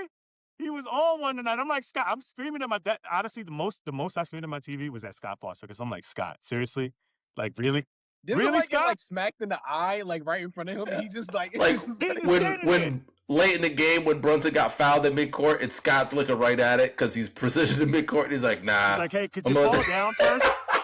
I know we call a lot of fouls for Jalen Brunson, but this is the one I'm not going to call. This is the one. I'm marking my territory right here. I will not give in. Unbelievable stuff. Yeah, man. Incredible stuff for the New York Knicks. I do want to take an opportunity to kind of shit on the Spurs a little bit here because it goes. We should. I would say it goes without saying, but that would make for a terrible podcast, so we're going to say it. De'Aaron Fox, I mean, does he walk home? Do you even do you even go through the fucking motions of pretending like, hey man, we're gonna stand behind our... No, if I'm the GM, I'm throwing you... What's bigger than a bus? Can we throw you under the plane? What? I need you so far under the motherfucking bus that you see a fossil. Like, there's no fucking way. You ain't allowed to have Tex-Mex no more. You can't wear black and silver no more. I don't want you to be... You can't do things spur of the moment. Absolutely the fuck not. You're not allowed. You're not allowed in the fucking arena, my nigga. There's no way. There's no way. You thought that you were going to challenge OG Anunoby, who is 6'9", 250 fucking pounds, and you stand 6'3", maybe 200 pounds yourself, and you're like, you know what's a good idea with less than 6 seconds left? I'm gonna challenge the damn near fucking power forward that's standing here at the rim ready to block my shot. Just hold the fucking ball. What is with point guards not understanding the assignment? It happened with Baby Boozer and Duke in that fucking Final Four game or Elite Eight game against UConn. And it happened in Game 4 for De'Aaron Fox, not reading the room, not pulling the ball back out, and forcing the Knicks to foul him. He had an absolutely awful series. Steph Castle was anemic today, but he has played valiantly trying to guard one of the most difficult covers in the game right now in Jalen Brown, mostly by himself. But yeah, Brunson. I would say I hate to throw this all at the feet of one player, but it just seems like it all comes back to De'Aaron Fox on this. Well, let me just say this about De'Aaron Fox. I genuinely don't understand why he shows up to games without a haircut. I don't think he's had a haircut all season. And it's honestly the thing that bothers me the most about him. Everything else is obviously what it is. This is why I'm not a Celtics fan, by the way, because Paul Pierce just never got haircuts. I was like, yo, this is ridiculous. And it's not even I don't think Missoula found a barber yet either, though. It's like, bro, you can't. He's from Rhode Island. I can't hate Missoula. This has followed you from Sacramento all the way to San Antonio. I don't understand. You couldn't find a barber anywhere in between them states. I think he thinks it makes him look gritty. Maybe, I don't know. Like, I'm all about hoop. Yeah. Like, or get a haircut. That much basketball. Yeah, get a cut. Look good, feel good, play good. Something. Now, I will say this, maybe he's superstitious. Yeah, well, you need to reverse that curse because that curse is going the wrong way for him. He needs to figure that out. Nigel, I'm superstitious, okay? I've been wearing the same pair of Knicks socks for every game day since the start of the playoffs, okay? And did you wash them? How superstitious I'm about to say it's time to wash those. They about to get. I'd hope so. To tell you how superstitious I am, I put the socks on the wrong foot. I only know that because there's a hole in the bottom of one of them. And I put it on the wrong foot, and I was like, all right, cool. That was game 3 when we lost. That was the Trump curse. And I think, honestly, it was the sock curse. So, yeah, superstitious, whatever. You can get a haircut. You can get a haircut. Like, come on, dear. You're a millionaire, bro. There's no excuse. Your barber should be flying with you. When we got a haircut, I feel like every game this season. He's French.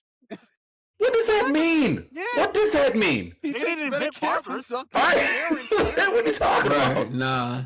That sounds like that's more of an American thing anyway. I mean, we need to the lineups and shit we do here is important. But I save him for Fox.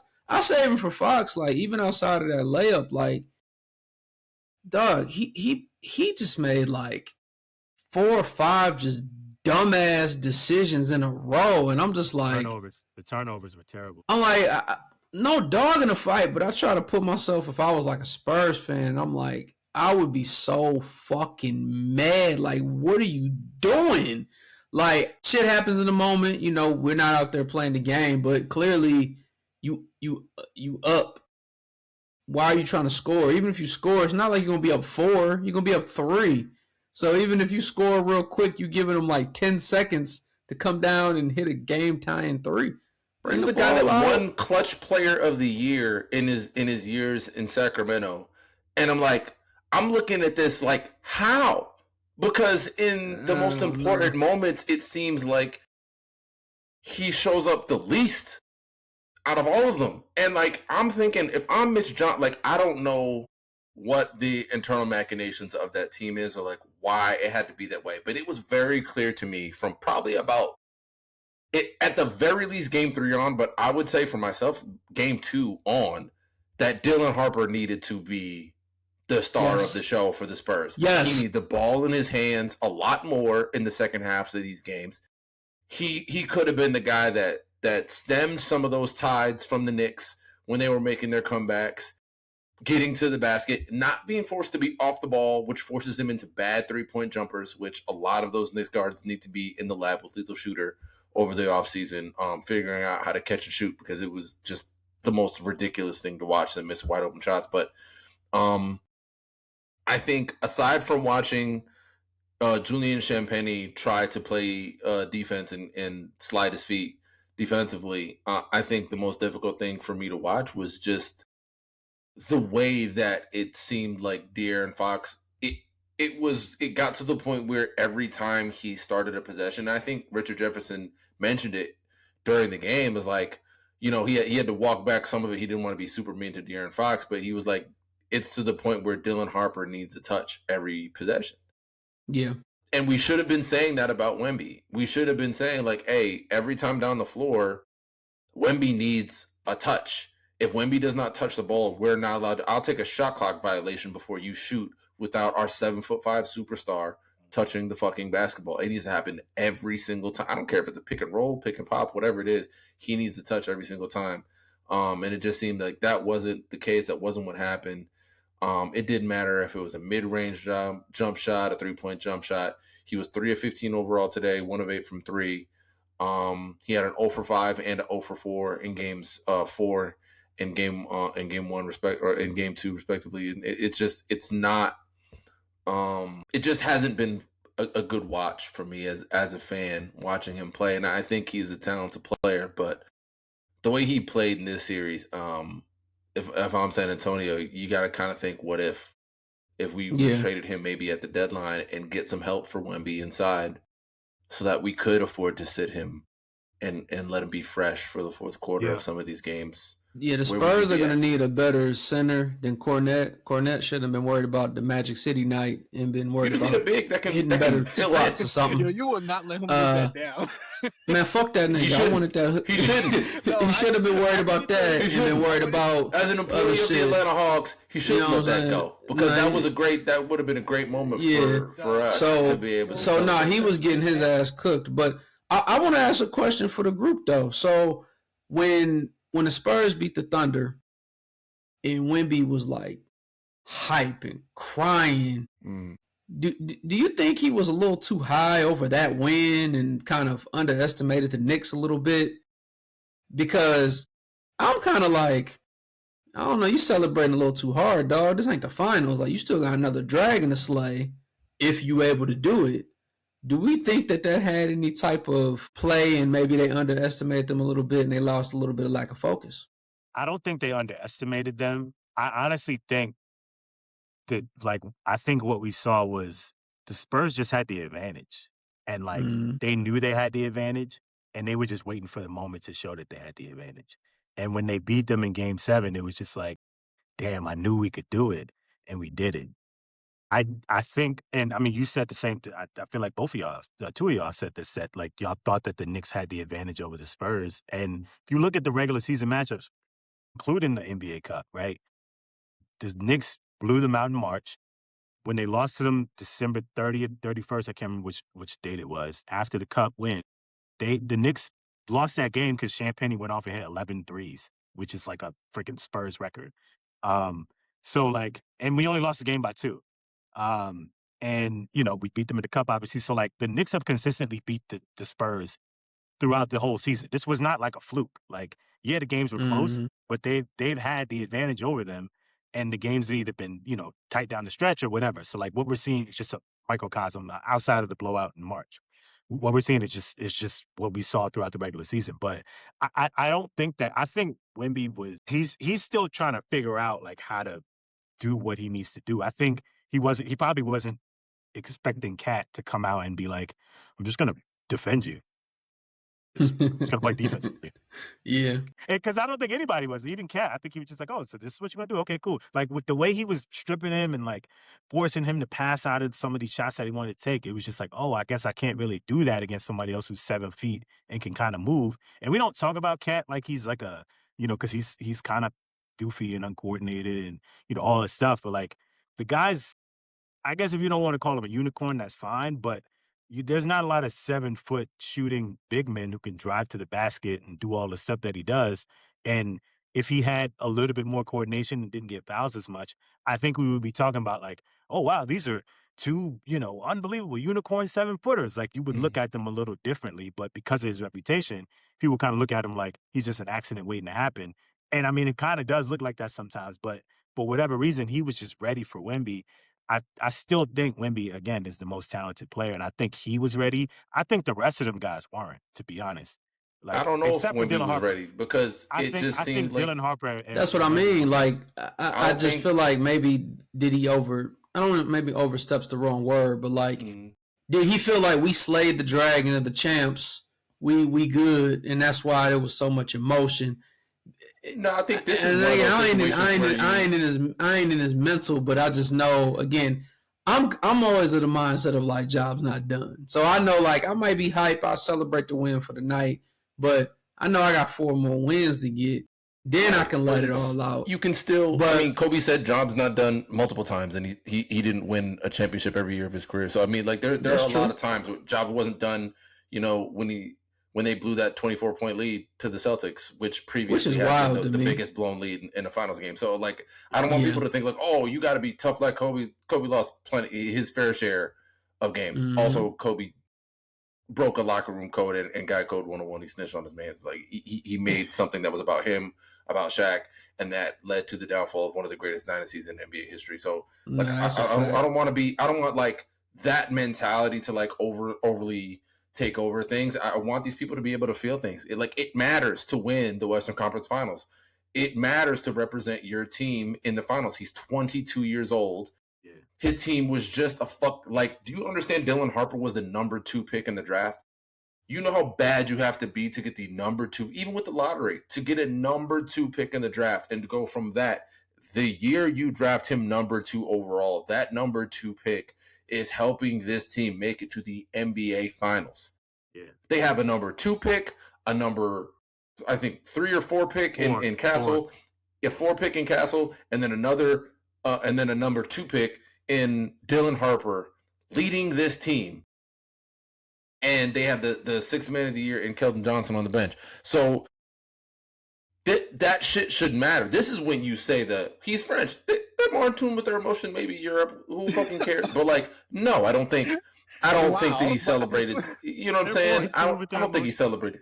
I don't think he celebrated too early. I think that it should fucking matter. I'm glad that he was happy and that he cried and all that kind of stuff. I think the difference is, if I could bring it back to the Sixers for a minute, Joel Embiid talking about the Knicks fans and not wanting them to invade Philadelphia after eliminating Boston in their series. And the first thing he's thinking about when talking to reporters is, I hope the Knicks fans don't invade Philadelphia like they did last game, and Philly fans, please don't do that. That is you thinking about something other than the task. I think in this situation, like, it takes a lot for these players to be able to get to where they are going. And people express that emotion in different ways. And I think for Wemby, he has spent so much of this season, and you see even some of it in the finals, trying to prove that he is some tough, hard-nosed winner. He's not like these other Euros. He's not like these other guys who are built like him, who are like really tall and slight. You know, like Sean Bradley is not no fucking like tough enforcer. He's a big, gangly, smiley, doofy-looking white dude. Like, that's just the way that most of those 7'5" guys. There are a lot more Karl Anthony Towns 7-footers than there are like Kevin Garnett or Wemby 7-footers, and Wemby wants to be more of that Kevin Garnett type of mentality where it's like, yo, I'm a dog when I'm out here on the court. And it's like, I don't care what you think of Euros or what you think of big, tall 7-footers. Like, I'm out here to win and be a fucking killer, and I'll do whatever it takes to win. And like, that's great. But that shit it's not an act, it's not a persona, it's who you are. And I think this series will grow them up. And he will understand the next time he's in the finals, all those regrets that he has right now, all those possessions that he's running back in his head, those 2 free throws that he missed in Game 4 down the stretch. Couple tonight. Couple tonight. Yeah, one very big one tonight. You know, that could have made it, I think, a 1-point game at the time. So like, Wemby will understand more, and it will say more about his character, how he responds to this loss, than it does him crying and celebrating winning the Western Conference Finals, and then turning around and coming up short against the Knicks. Reese, I know you'll appreciate this when I say this. He gonna get the LeBron treatment from today on until he win the championship. They're gonna treat that man like LeBron James, and they're already calling him the best in the league. So I mean, the mantle keeps changing, but at this point, he's made it and he's had opportunities, so he's gonna get it. They're going to, because and I think it's unfair, obviously, but like, that's what comes with being the face of the league. That's what comes with being like the most talented player in the league. At 22 years old, nobody should be like, well, you should have did this, you should have did that. Like, I'm hearing people say this stuff on the broadcast, and I'm like, this guy's 22, man. Like, we expect these people to do these things just because somebody else did it in the past. It's like, oh, they should have learned from so-and-so. It's like, that's not how it works. That's not how any of that works for anyone. We were holding a fucking diploma when we were 22. You know what I'm saying? Yeah. Like, we were celebrating graduating fucking college, and like, here he is in his like 4th year in the league. Celebrating a 3rd year in the league. Really, like 2.5 because he was injured at first. Ring. Yeah, he was out for a while. Like, getting or trying to get a ring, and then whatever compensation you get for winning, your conference. But like, this notion that like, oh, it's finals, but like, I mean, I guess, but that I hope he doesn't get caught up in that, because just like Malik said to you, Reese, it's LeBron made 9 straight finals, bro. And all people can talk about is that Jordan won 6 in a row. But like, would you rather make it there and lose? Because Jordan got fucking swept in the first round, and that has never happened to LeBron James. Never. So like, where are we? And Jordan's my GOAT, but like, I hate when some of these like overly Jordan people are just like, oh, well, there's no world in which 9 consecutive finals. You could not have a finals without LeBron Raymond James. Every year for almost a fucking decade, he was there, and you had to fucking beat him. No other player is doing that shit outside of Bill Russell, and there was like 6 teams in the league when he did that shit. You know what I'm saying? He had to be like one team to make it to the finals. So, I don't want Wemby to be weighed down by the armchair quarterbacks and the Stephen A. Smiths and Skip Baylesses of the world that would have you believe that their career, the things that they're doing, is a failure if they don't get back to this mountain. It's fucking hard to make it to the finals. It's harder still to win the NBA finals. It ain't guaranteed. I mean, it's just without a parity. Guarantee. Like we talked about with the graphic and the parity, I mean, it's been 8 different winners since 2019. I don't even know. I don't have stats in front of me, but I don't even remember the last time that's happened. So it's the longest in NBA history. So it's never a guarantee. So you definitely want to see everybody put out their best. But no, it's fair. You're still a young team, and that's a lot of times what I think some people were saying too. They were like, the team is kind of ahead of schedule, which is a good thing. But knowing that there's been so much parity, you're just like, damn, I hope this isn't like a one and done situation where there just were so many opportunities for you to make history as this super young ass team that got it done. But if it's not your time, it's not your time. And as great as a player he is, you can anticipate he's definitely going to get better. All them young players are going to get better. Like I said, Dylan Harper was hooping, man. He was like probably the second best player on that team in this series. I'm probably still gonna have some nightmares, like, oh shoot, that nigga just scored again. He was dunking. He was shit. hooping. You know what I'm saying? He not doing what a tough lay. He like, I'm hanging my nuts on the rim. That's the thing. He's doing both. Yeah. Even if he's not dunking it, he's still laying it up on you every time. I'm like, I swear, when he missed that fast break. The fast break layup, that was when I started to feel like. And that was kind of just like I don't think it was really much contact. I think he just didn't extend as much. But I was like, oh damn, he missed that, and that's what kind of made me be like, yeah, I think this is. I kind of already said it was a wrap, but that really was like, yeah, I think that's the nail in the coffin when he missed that one. That was it. The missed fast break layup. Nigel, what do you think? Do you think that they celebrated a little bit too early, or repeat that?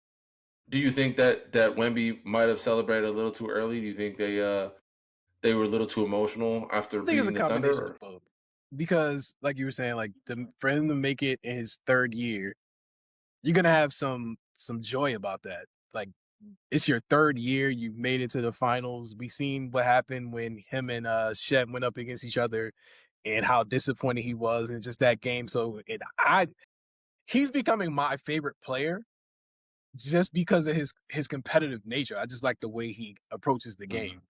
But he's got to learn, like, the experience of you can't trash talk up 28-29, and then when the game gets close, you disappearing. You know, you're missing your free throws, like stuff like that. Like, I think they're gonna learn.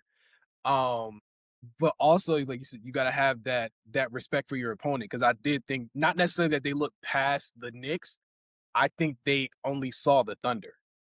Like, after the Thunder, to me, a part of them was like, yeah, they're probably like all the Knicks.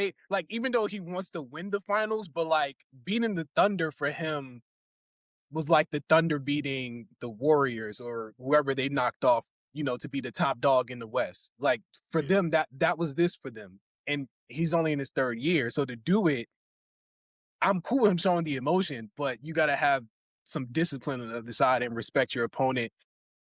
Also, that goes with the coach as well. In terms of De'Aaron Fox, he's good enough to be in the NBA, but he got to go like to the Pelicans or something. Damn. They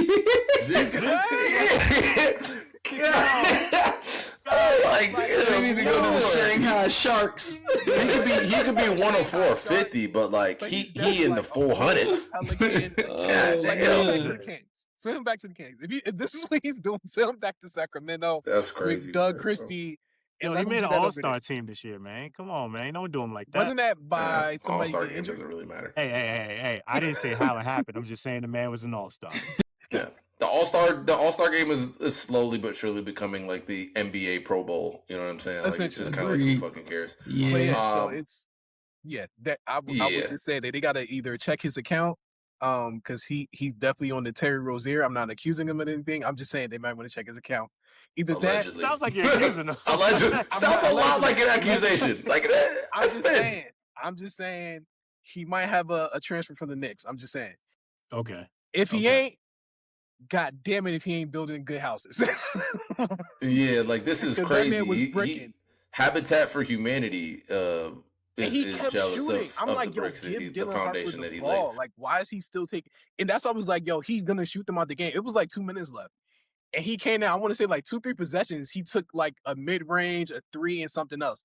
And he missed all of them. Dylan Harper, and they would all be like early in the shot clock. It'd be like 5 seconds, and then he just shoot. And I'm like, why are you shooting so early? Like, we ain't waiting for nothing for develop. Y'all ain't running no type of play or nothing. You just keep chucking it up. To game 4, like, you're veteran, you're a point guard, especially when those two roles are merged in the way they are for De'Aaron Fox on this young Spurs team. You have to calm the team. You have to have that moment where you're like, hey, we're letting go of the rails a little bit here. We're getting out of what made us who we are. The Spurs are not a 3-point shooting team. They aren't breaking 3-point records. They're like any other team in the NBA that, you know, everybody shoots a bunch of threes now. But that's not the identity of this team. Mm-hmm. We're athletic, we're young, we're brash, And every last one of our players, with the exception of Julian Champagny, plays at least passable defense, if not stellar on the defensive end, De'Aaron Fox included. So this is where we're marking our territory. Now, we shot really well in the first half of this game, but like, that's not necessarily who we are as a team. That's not what got us to the NBA Finals, is hot shooting. So like, we're letting go of the rails a little bit. A 30-point lead became a 15-point lead going into the fourth quarter. We have to grab the rails back here. There was a stretch, and Charles Barkley talked about it a little bit on Inside the NBA after the game. He was like, there was like 8 straight possessions they took a 3, and I'm watching it in real time. I think I was texting the group chat like, yo, these niggas, like, they're tricking this shit off, shooting these fucking 3. Like, they just will not stop shooting threes. That they come back. Shout out the Knicks, David. They made me the Knicks made me about $100 over the past. I made a lot of money. A lot of money. I was doing the Knicks ladder. I was taking them to cover, and then I was also taking just the win straight out. Boy, shout out to them, boy. I wish I could bet on the NBA, but unfortunately, can't do that. So, it is what it is. I'm glad you guys were able to win some money. Shout out to y'all. But, I am not on the Terry Rozier.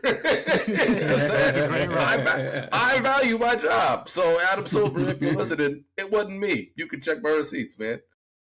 Yo, can I say something about Fox? I want to say something about Fox, because I think the irony of all of this is that this was the one game that Miss Johnson was like, I guess I'm just going to play Dylan Harper in the fourth quarter. Yeah. And even that, like, it was kind of too little too late. 100%. But like, I like Fox. I think he's a good player. He's out of there. You could just say it. Yeah. Well, it was clear early in the season that Dylan Harper was who people thought that he was. Yeah. Like, it was very clear early in the season. You figured that De'Aaron would come through in the playoffs, even if they didn't win the series, but just to steady the ship and do the things that you said, being the point guard, the veteran. And he's a scorer. Like, if you ain't scoring, and like you said, he's not like this defensive animal. So if you ain't scoring, you just out there. Yeah, he's just. I don't think that you would get better by getting rid of him, because I just don't know how well, I don't know what are you trading for, right? I do think you need to put Dylan Harper in the starting lineup, and Dylan Harper needs to be like the guy on the ball, at least half of the possession. It needs to be initiated by Dylan Harper, because obviously this guy's that good. He's just that good. And if you want to go 3 guards with Harper, Fox, and Castle playing the 3, and figure out something with, the other 2 guys coming off the bench, whatever. This whole, like, Harper on the bench because he's a rookie thing, like, that should have been over with by the time we got to the playoffs. Like, it was pretty obvious. I like Miss Johnson too. I think Miss Johnson's a good coach, but dude, like, you were way too late to be like, oh yeah, maybe I should put this dude in, because every time he comes in, like, something good maybe happens. The guy that makes all the Knicks fans nervous and start gripping the fucking arms on their seats, maybe that's the guy that we should be playing down the stretch of these games. He just seemed the most comfortable in his skin of all, including Wemby, of all of the Spurs players. Because they all thing look that I kept shook. clamoring for, and that I was most upset about, I felt like one of those get off my lawn old school NBA guys when I'm like, dude, Wemby is by far the main attraction and star of this team. He is the best player defensively. He is the most versatile offensive player on this team. He can score at all 3 levels. 90% free throw shooter. He's a passable 3-point shooter, and he's a very good mid-range scorer. And obviously, he's 7'5". He can dunk. So every level that you can score in the NBA, why are you not demanding the ball in all of the places that you? There's so many times when you're catching the ball on the wing out 30 feet from the basket, or catching the ball with your momentum going away from the basket, which even if you're catching the ball on the elbow or on the nail, it matters the momentum that you have when you're catching the ball. If you're triple threat and you're swinging that pivot foot outwards away from the rim, as opposed to in an attack mode, like, that matters when the game is in the balance, when you're trying to score, when you're trying to stem a tide, when you're trying to increase a lead, when you're trying to stop a run that the Knicks are making. So for Dylan Harper, it just seemed like he never really, like, there was some moments, obviously, where he got out of who he was, and, you know, especially in game 4, taking a couple of bad, ill-advised shots, jumpers and threes. But for the most part, he attacked the basket with reckless abandon. He never played slow. He didn't allow the moment to get too big for him. That fast break layup, I think everybody thought that he was going to make that. Yeah. And he came up a little bit short, but he didn't come up short because he was afraid. He just missed the layup. It was a good contest. It was good. Yeah, good defense. It was a good defensive contest. I wouldn't think he like smoke. He didn't really smoke it. It just he didn't smoke it. It just didn't make it. And it was a good decision to take it. It wasn't this young buck getting too ahead of himself. It was like, no, this is what I do. I push the pace, and I attack the basket, and that is how I apply pressure. That's how I score. That's how we win games with me out there on the floor. Is I constantly put pressure on the defense, and I'm not going to stop because you think that it's a 2-on-3 fast break and I'm going to pull it out and reset the offense. Like, no, I'm going to make this 2-on-3 into a 1-on-1, and I think I can win this 1-on-1. And unfortunately for the Spurs, he didn't win that one, and it didn't go in, and everything went downhill from there. Guys, let's wrap this up with a dad rule. You know, one of our favorite segments that we do every show. And shout out to Nigel. I think it was a brainchild of you originally that came up with that. Shout out to you. I did come up with that. Yeah. Come on. Yeah. Still wait for my check in the mail, man. Yeah. Well, when we start getting checks, you won't receive anything. So that's like it'll warm your heart to know that we actually. You got to patent that shit, man. Sue. I will send you the love that I have for you as a brother in the mail. That's what you'll get. I'll even sign it for you if it makes you feel better. So for dad rules, we'll start with our esteemed guest. Let's start with you, Nigel. Do you have a dad rule? Dang, I didn't even think of one. But if I had to pick one, just off the top of the head, pack snacks. Yeah, that's a great dad rule. Yeah. Sometimes simpler is better. That's a great fucking dad rule. Pack snacks. Listen, that's like pack snacks. Have plenty of water. Couple change of clothes. But the main thing, have snacks. Because if your kids like mine who can eat, and gonna eat off your plate too, and then eat off some more, you gonna need plenty of snacks. So that's my dad. Maurice, what about yourself? That's a good one. I would say hold your kids accountable early. We have, my kids are starting to get older now, so there's just way too many influences and exposures and things that they're seeing. And a lot of times when it comes to things that they decide to do and decisions they make, a lot of what I'm starting to hear is, oh, I didn't do anything. It wasn't my fault. So I have to kind of guide and show them and understand so they can understand of, well, yeah, you did do that wrong because of X, Y, and Z. So I think sometimes we, especially as millennial fathers, I think we've been doing a lot of overcompensating for things that maybe we didn't have, or there was a lack thereof growing up, or things that we maybe didn't see, or in the age of our gentle parenting, as they're starting to call it now, where we don't do things in the sort of old school way. But that doesn't mean that we need to not still hold our kids accountable for their actions and the way that they do things.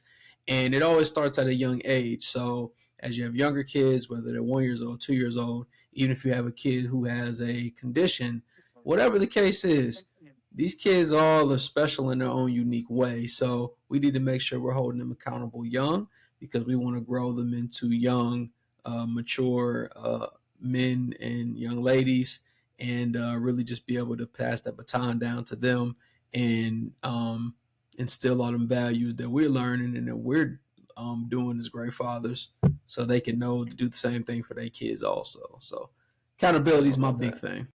I love that, man. I love that. Accountability is huge, and as a restaurant manager, that's one of the main things I put up on the board for my people is accountability. So I love that dad rule.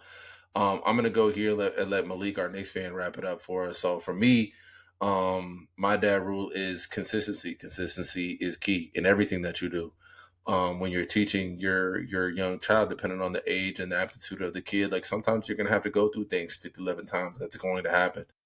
But you have to be calm and you have to be consistent. It can't be, oh man, I'm tired of having to tell you to turn the tablet off or whatever, and find something productive to do that doesn't involve a screen. I'm gonna just let you do it. It's like, no. If your rule is that, for the first couple of hours after school that you don't use a tablet, and that's how you want your household to be, that's what you need to do every single day. It has to become second nature. Like in Coach Carter, when he was yelling out the play, he was like, I want us to run this play until you can do this shit in your sleep, until you are involuntarily running Diane in your sleep, because we're going to run this when you are dog tired. And at the end of the day, if there's one play that we're going to know backwards and forwards, it's going to be this one play. And that's what I want for my household, for my daughter, is I a lot of the things that I do, all the way down to the bedtime routine when I'm tucking her in, and it's, I ask her, like, where's daddy? And she's right here, always. That's our routine every single day. I am there. I'm there to tuck her in. It's part of, like, listen, there are some days when work might have me there a little bit late, so I can't do every day that I am there to tuck you in. This is what we're going to say. This is what we're going to talk about, because I want you to understand this is where I'm at.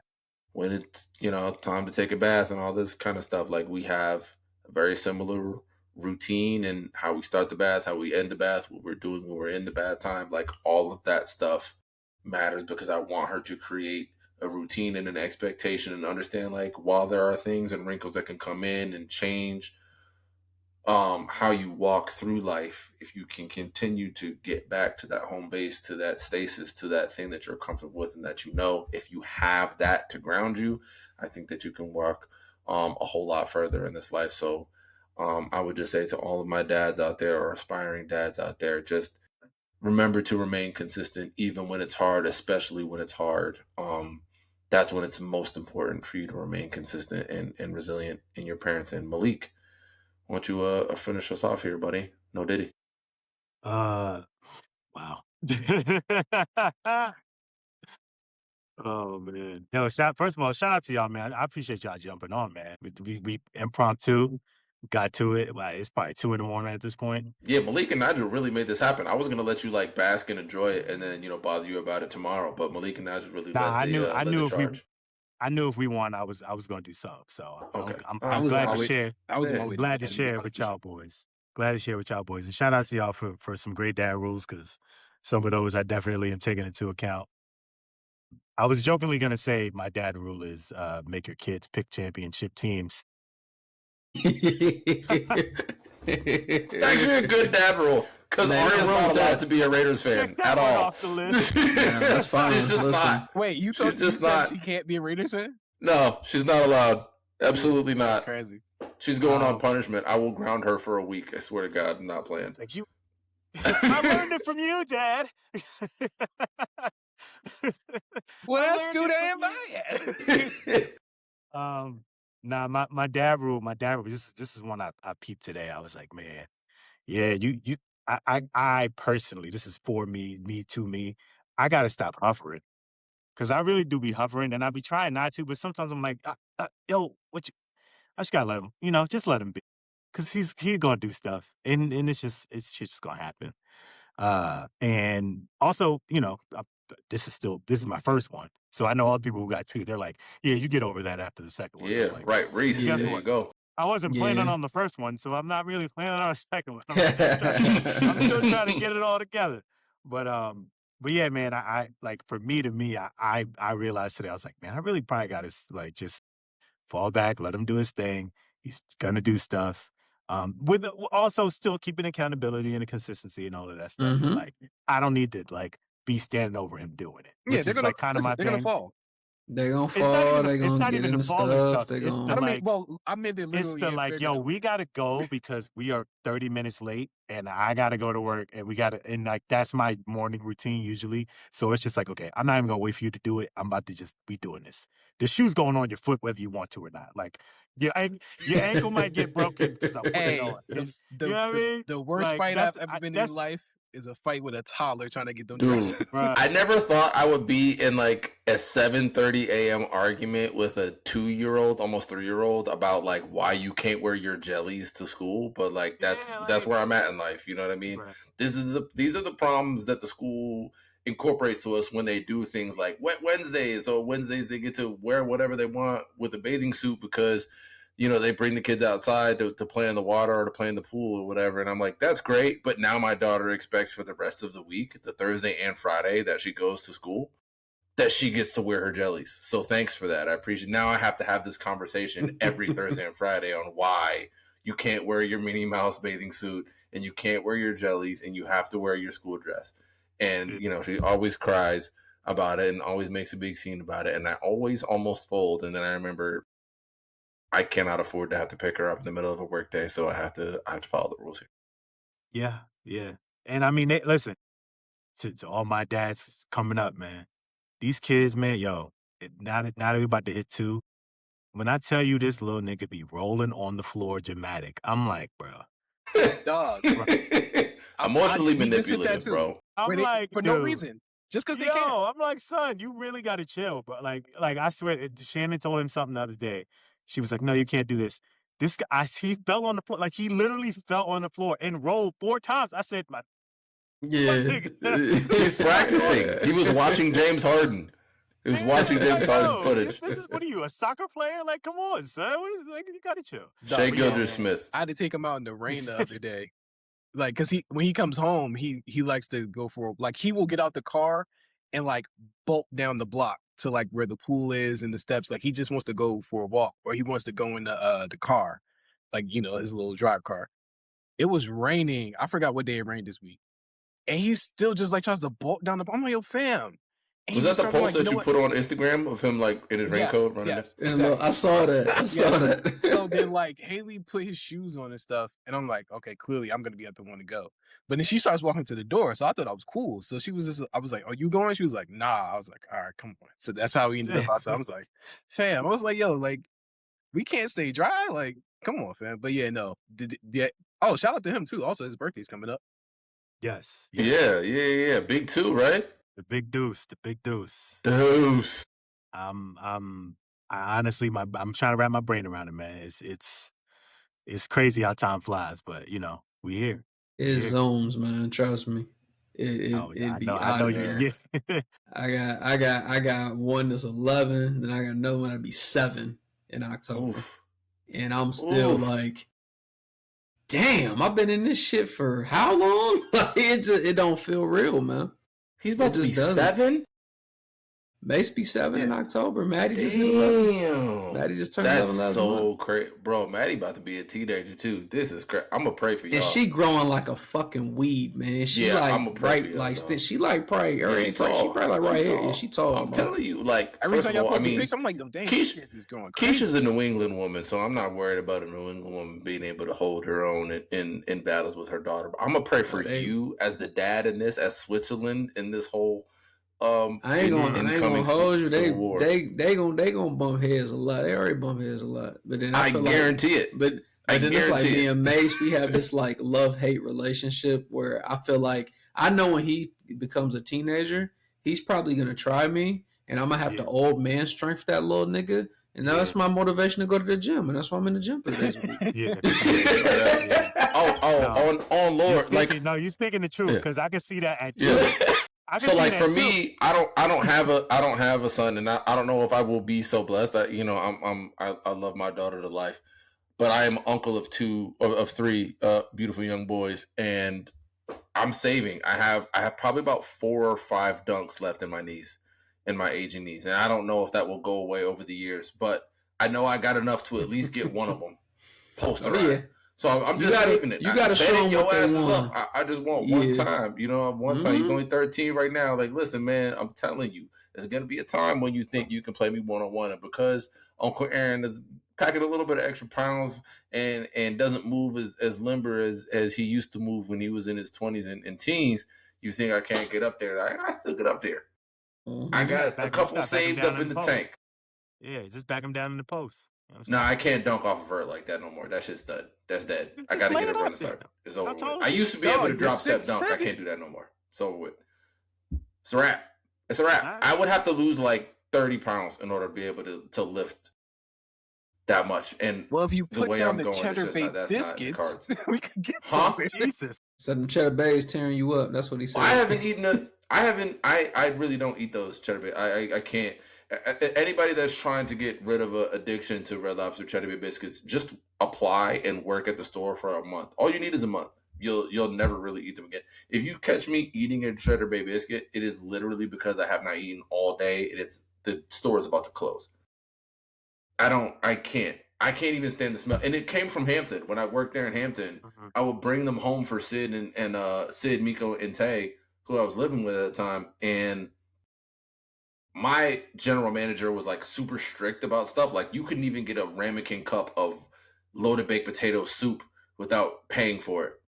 So you had to like sneak a little sip. So I would like wait until he wasn't around and load up a little to-go bag of like 6-7 pieces of bread and then go bring the bread bag to my car before they locked the doors so that I could like have the bread for them because he wouldn't just let us take it home. Even if it was the end of the night. So I was like, he was a little bit of a bread Nazi, whatever. But bread made Nazi. It made my car smell like garlic and depression. You know what I'm saying? So it was like, and I'm single at the time, so it was like, this is not like this ain't the shaggin' wagon, where a girl gets into the passenger seat of the car and she got like fucking garlic butter dripped on the center console and she can smell the fucking parsley, which doesn't even have a smell. So it's strong if there's fucking parsley smell in your car. Like, it's just a lot. It's a lot. You know what I mean? Yeah. So like, nah, I'm not a fan. All of that is to say, I don't really like. It is an affront to the nose to even smell cheddar bay biscuits at this point in my life. So that's not the deal. I earned this gut. You know what I'm saying? It ain't cheddar bay biscuit appropriated. This is a lot of hard work and dedication to my craft to get there, to get to where I'm at. Nah, shout out to you for that. Because I still be eating them biscuits. You don't work there, Malik, so I wouldn't expect I'm saying if I were you, I'd be just doing it and just I hate myself, but I still Malik, no, I guarantee that you wouldn't. I guarantee it. I tell everyone before they start, listen, and they don't believe me. I promise you. I've eaten worse, okay, and hated myself through. Okay. I've been kicked out of dirtier places than this. You rich motherfuckers can buy a new couch. What I'm doing with my legs? Memdani has announced that the parade will be Thursday. Thursday? That seems like a long ways away. I think they need to clean up after all the destruction for the last couple of days. They probably got to barricade all the bodegas in downtown New York and come up with a good, safe parade route. So Malik, it's usually like the following like Wednesday. So Thursday is one day. Yeah, it's about I wouldn't know. I haven't had a championship parade in quite some time. Let me tell you something. I will be there. I will absolutely be there. Let me tell you. Woo, can't wait. That's awesome. Are you going to bring a little man with you, or are you solo tripping this one? I don't think that's an appropriate place for someone his age. Disagree. Because I know if something happened and I got to, I don't want it. Bring the burner. Listen, this is one of those situations where, like, it's almost like an ego death because you have to be like, yo, what is the story he's going to tell to his friend? Be like, yeah, I was there. I remember being at the parade. He's lying because no one remembers anything when they're 2, but my dad brought me to the parade when I was 2 and he had me up on his shoulders and all I wanted was cotton candy. He was like, no, because Jalen Brunson's about to walk by and I want to wait and see if I can reach out and touch his hand. Here's what I'm going to do. Here's what I'm going to do. I'm going to take a picture with him in the house and tell him in the future, like, this is us on the way to the parade. You are fucking nah, don't do but it's the truth. If he's dropping don't do that shit. On the way, he didn't say I'm not going to tell him. I'm not going to tell him he was at the parade. Of what fucking year are you dad? Of what year? You lying to your son about a fucking Knicks parade that he may never see again in his life. They may never win another. Easy. Not on the night that we just won the chip. You never know. All right. All right, let me enjoy this before you start to try to throw Malik about to go to sleep listening to back to back on fucking repeat. That's all listening to Drake. He gonna go to sleep in that hat. He ain't taking that bitch off. Wait, you order a champ. You order a champ gear orange and blue all week from Malik. Did you order a champ gear already? The hat and stuff. Shannon already got some. Yeah, she was on the phone as soon as it happened. She's like, "Damn, they got the shirts already." I'm like, "No, them joints would have been to Africa if they wasn't." Did you buy the DVD? You know they always do that, like a little DVD of the championship run. Did you buy the championship run DVD? I want that. I want whatever Adam Sandler. Whatever Ben Stiller's cooking up. I want that too. Like, I want all of it. Give me all the fucking. I want the whole thing, all the merch. I want all the videos. Skims is gonna have a whole new line of like New York Knicks lingerie. I want the actual. I want the CD. I want the DVD.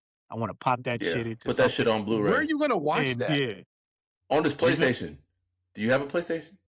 I don't know. I'll cop a Blu-ray just so I can watch this. I got you have the digital PlayStation. You have the one you can put the disc in. I got Xbox. I got disc. You did buy an Xbox. I forgot.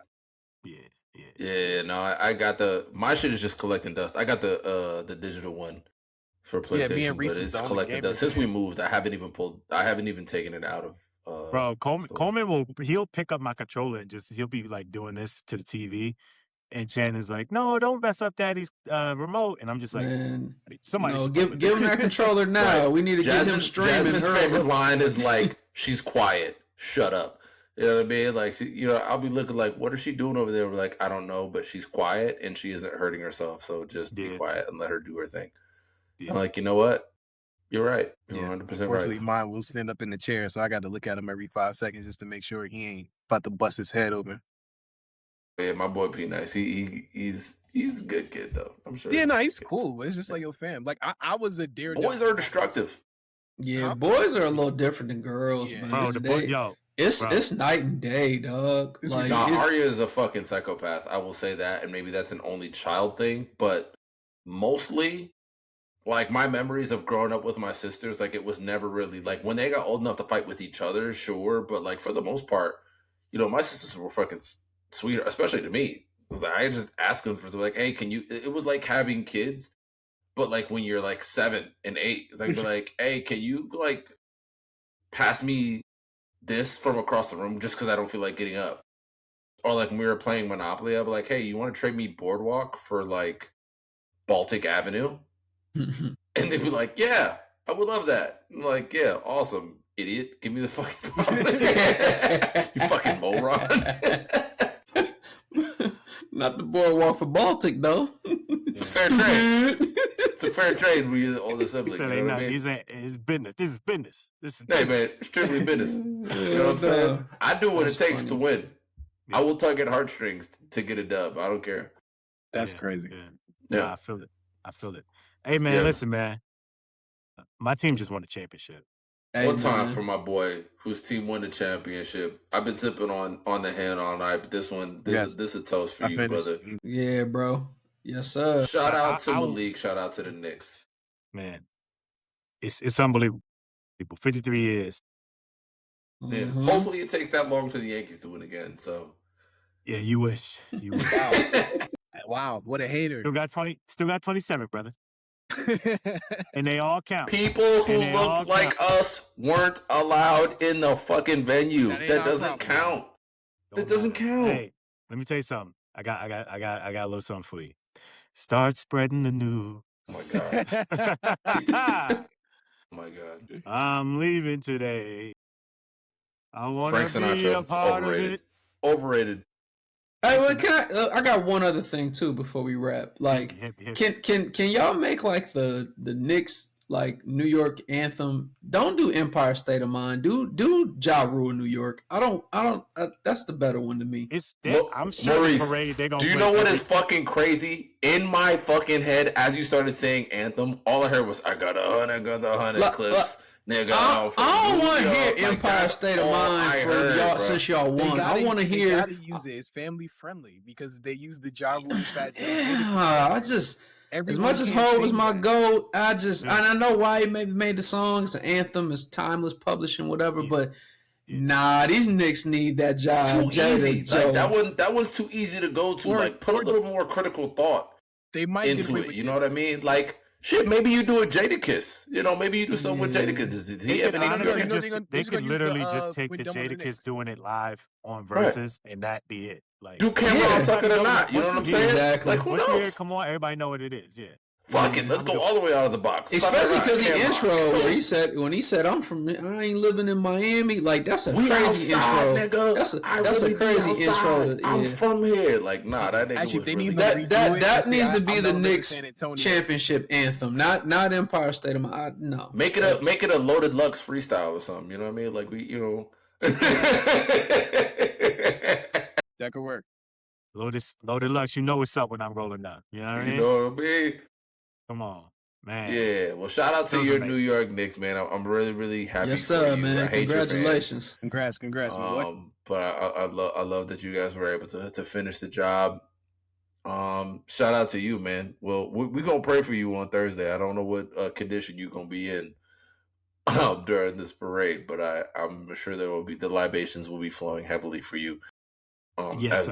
As they will should, man. It's gonna pop up, but my anniversary is on Wednesday, so I'll be there in spirit. Yeah, right. If I'm not around, I'll still be there in spirit.